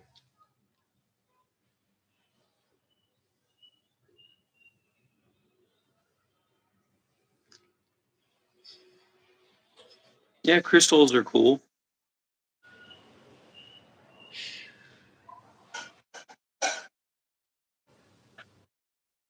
Well, you'd like some authenticity and honesty, and I'd like $1,000. So why don't we meet each other halfway?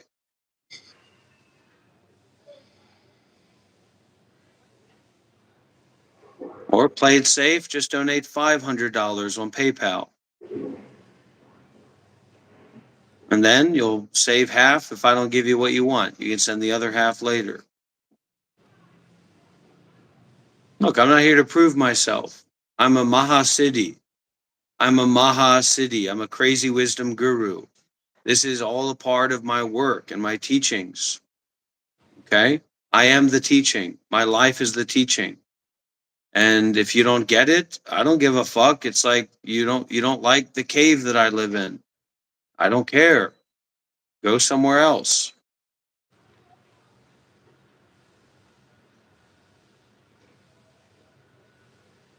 Oh my gosh.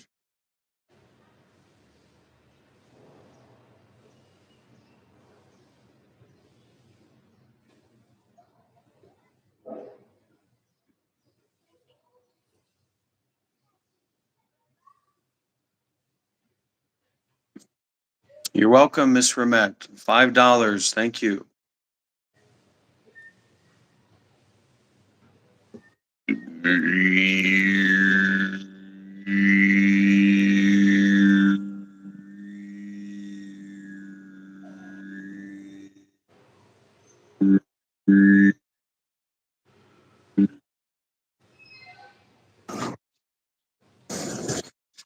I don't know who you are, Verdius, and I don't know what you're trying to do.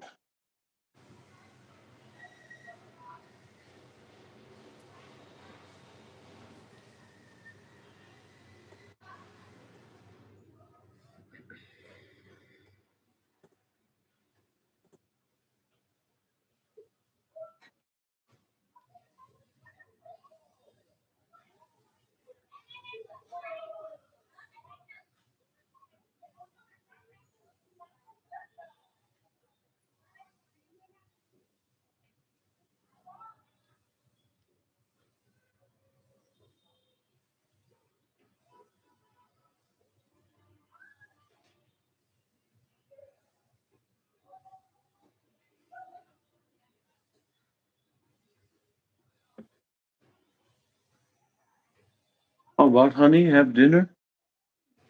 What time? Have dinner? You have to make rice. Oh, okay, soon, soon, very soon.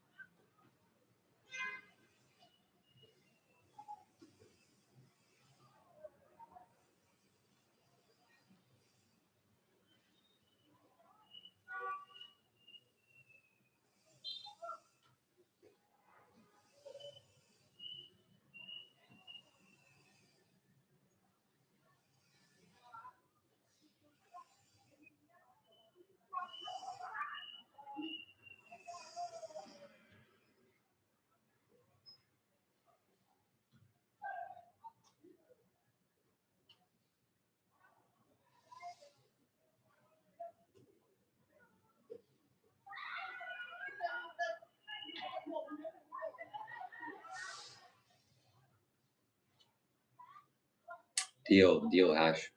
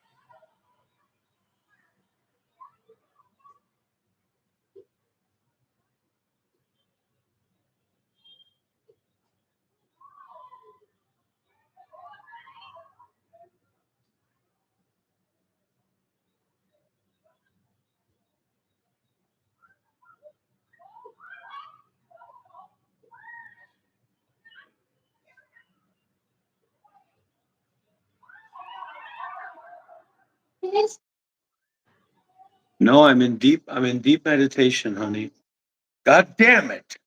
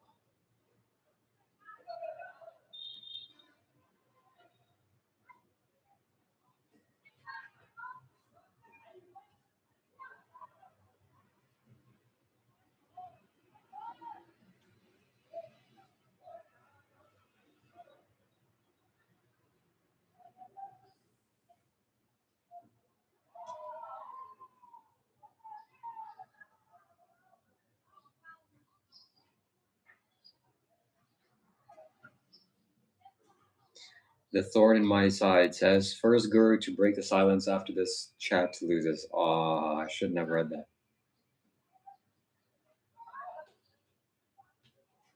Thank you for the super chat. Thorn in my side.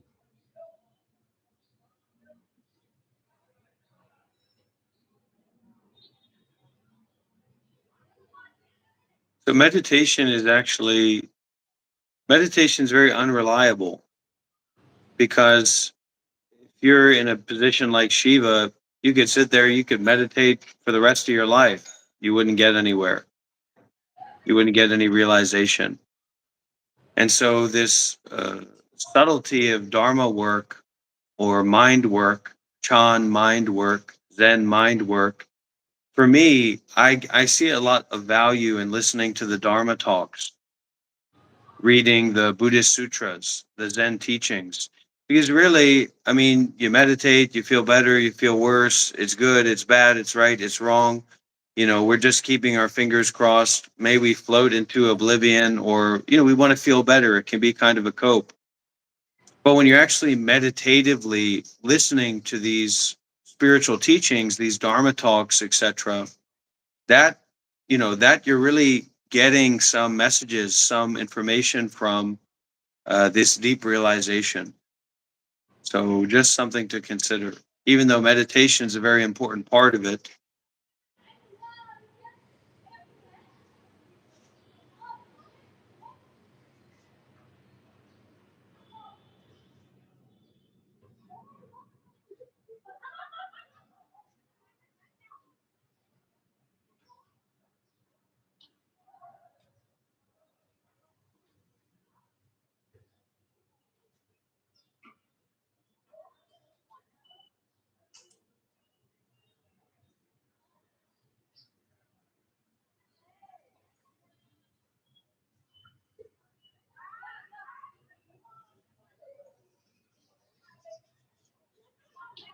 Good idea, Anya.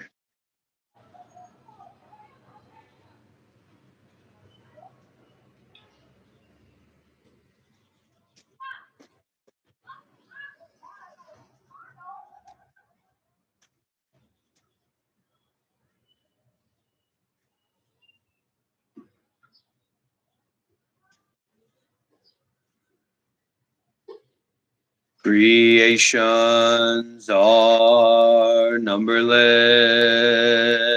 I vow to free them. Delusions are inexhaustible. I vow to transform them. Reality is boundless. I vow to perceive it. The awakened way is unsurpassable. I vow to embody it. Creations are numberless. I vow to free them. Delusions are inexhaustible. I vow to transform them. Reality is boundless. I vow to perceive it. The awakened way is unsurpassable. I vow to embody it. Creations are numberless. I vow to free them. Delusions are inexhaustible. I vow to transform them. Reality is boundless. I vow to perceive it. The awakened way is unsurpassable. I vow to embody it.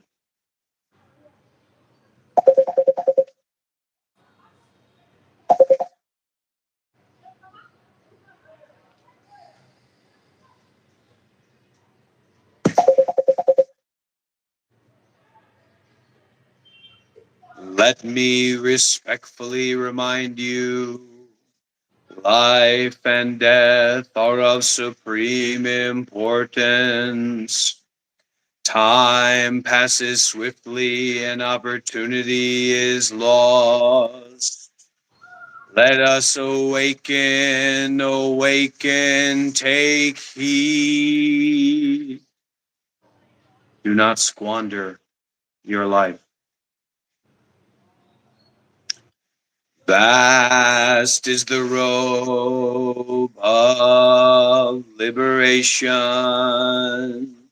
a formless field of benefaction. I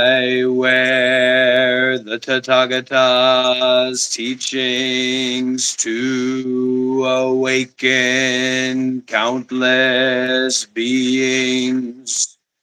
Vast is the robe of liberation, a formless field of benefaction. I wear the Tathagata's teachings to awaken countless beings. Vast is the robe of liberation, a formless field of benefaction. I wear the Tathagata's teachings to awaken countless beings.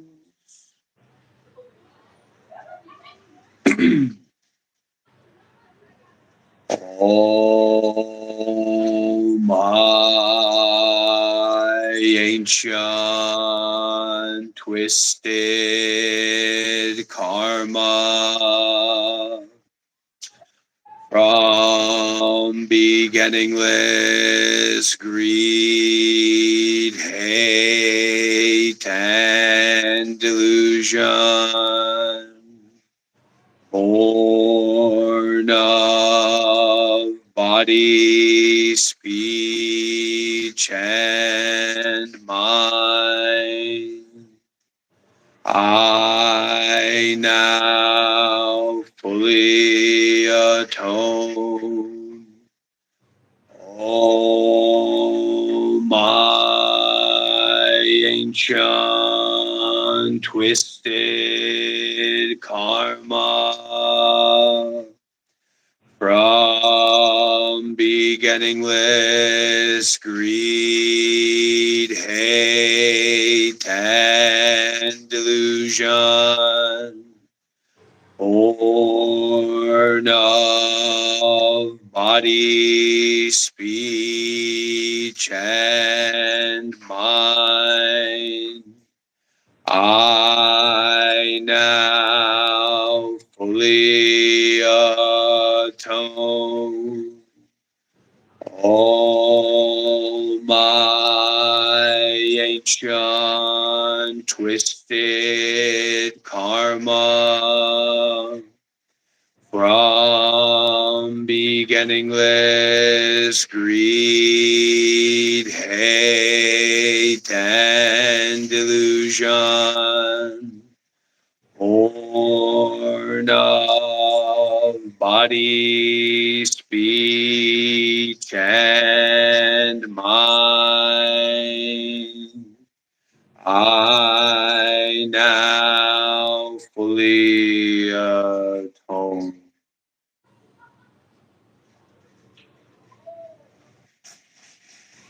The Dharma is vast and subtle. We now have a chance to hear it, study it, and practice it. We vow to realize its true meaning. The Dharma is vast and subtle. We now have a chance to hear it, study it, and practice it. We vow to realize its true meaning. The Dharma is vast and subtle. We now have a chance to hear it, study it, and practice it. We vow to realize its true meaning.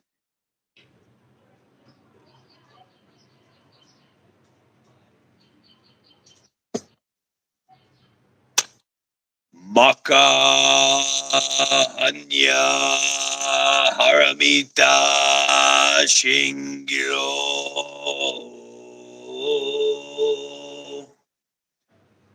Kanji Zaibo Sagyo Jin Hanya Haramita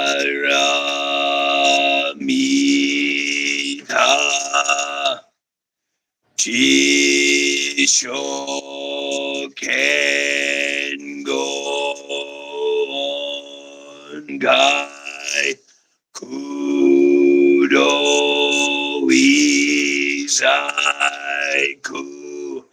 Yakusharishi Shiki Fui Kuku Fui Shiki Shiki Sokuze Kuku Sokuze Shiki Ju Sogo Shiki Yakubunyo Se shari shi se shoku sofu shofu metsupu kupu chopu zofu genze koku chumu shikimu ju sogyo shikimu genni bize shinimu shikishoko mi soku homu genkai naishi Mui shikikai mumyo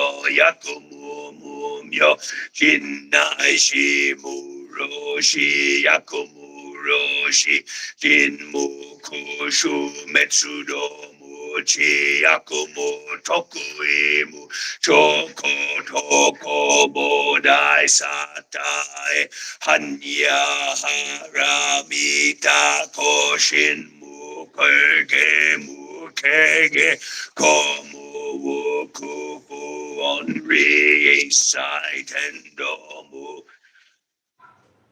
Sokugyo ne hansanze shobutsue hanya haramita kotoku wa nokutara samyaku sambodai Kochi hanya haramita Zeidai jinshu Zeidai myoshu Zemu joshu Zemu todoshu Nojo isai kushin Jitsufu koko setsu hanya haramita shu soku setsu shu atsu gyate gyate hara gyate haraso gyate oji soaka hanya shingyo Gyate, gyate, haraso gyate, boji soaka hanya shingyo, gyate, gyate, haraso gyate, boji soaka hanya shingyo.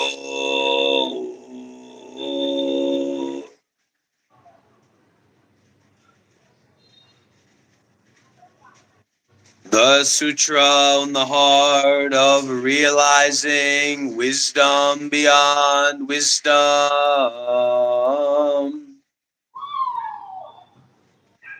Avalokiteshvara, who helps all to awaken, moves in the deep course of realizing wisdom beyond wisdom.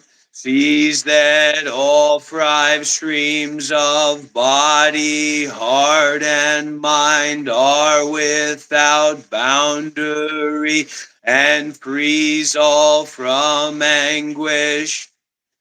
O Shariputra, form is not separate from boundlessness. Boundlessness is not separate from form. Form is boundlessness. Boundlessness is form. Feelings, perceptions, inclinations, and discernment are also like this. O Shariputra, boundlessness is the nature of all things.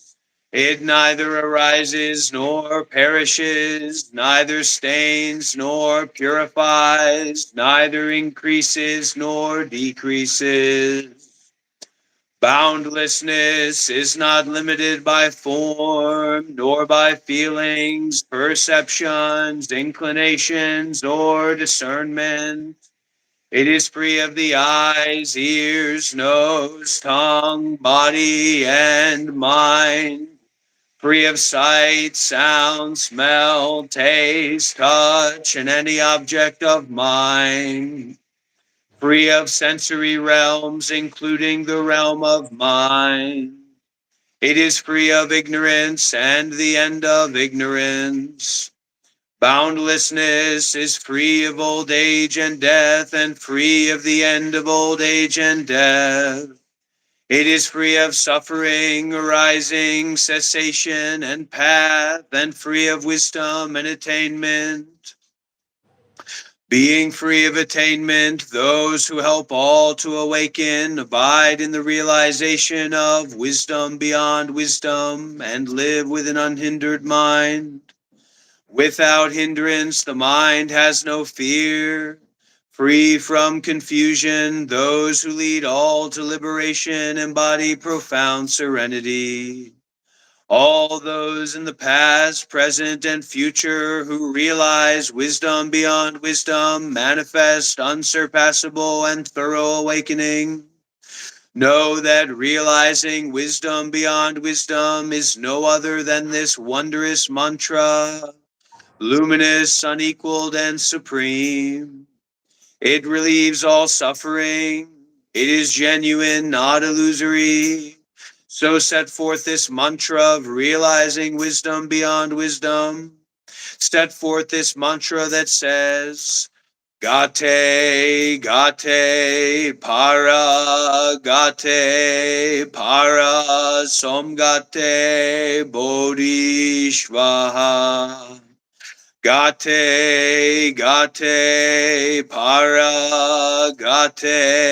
para, somgate, bodhishvaha. Gate,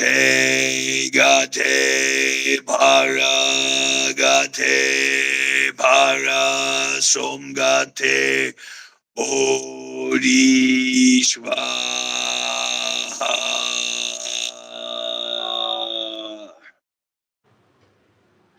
Sadhu, sadhu, sadhu.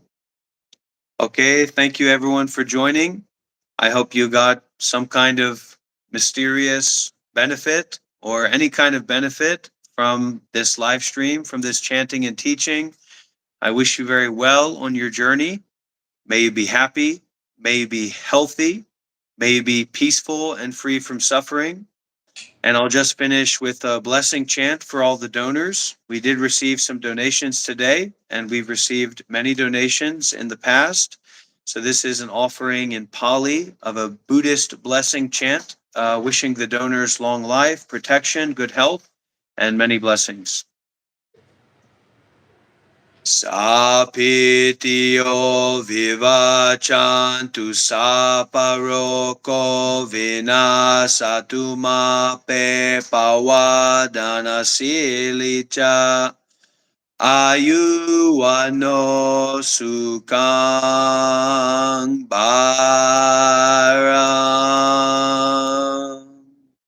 Sadhu.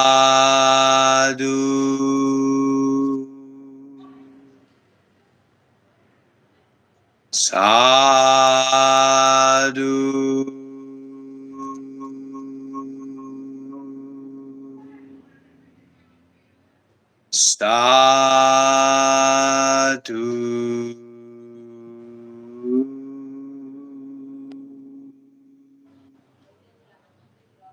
Okay. Deep bow, everyone. See you again soon. Goodbye. Thank you.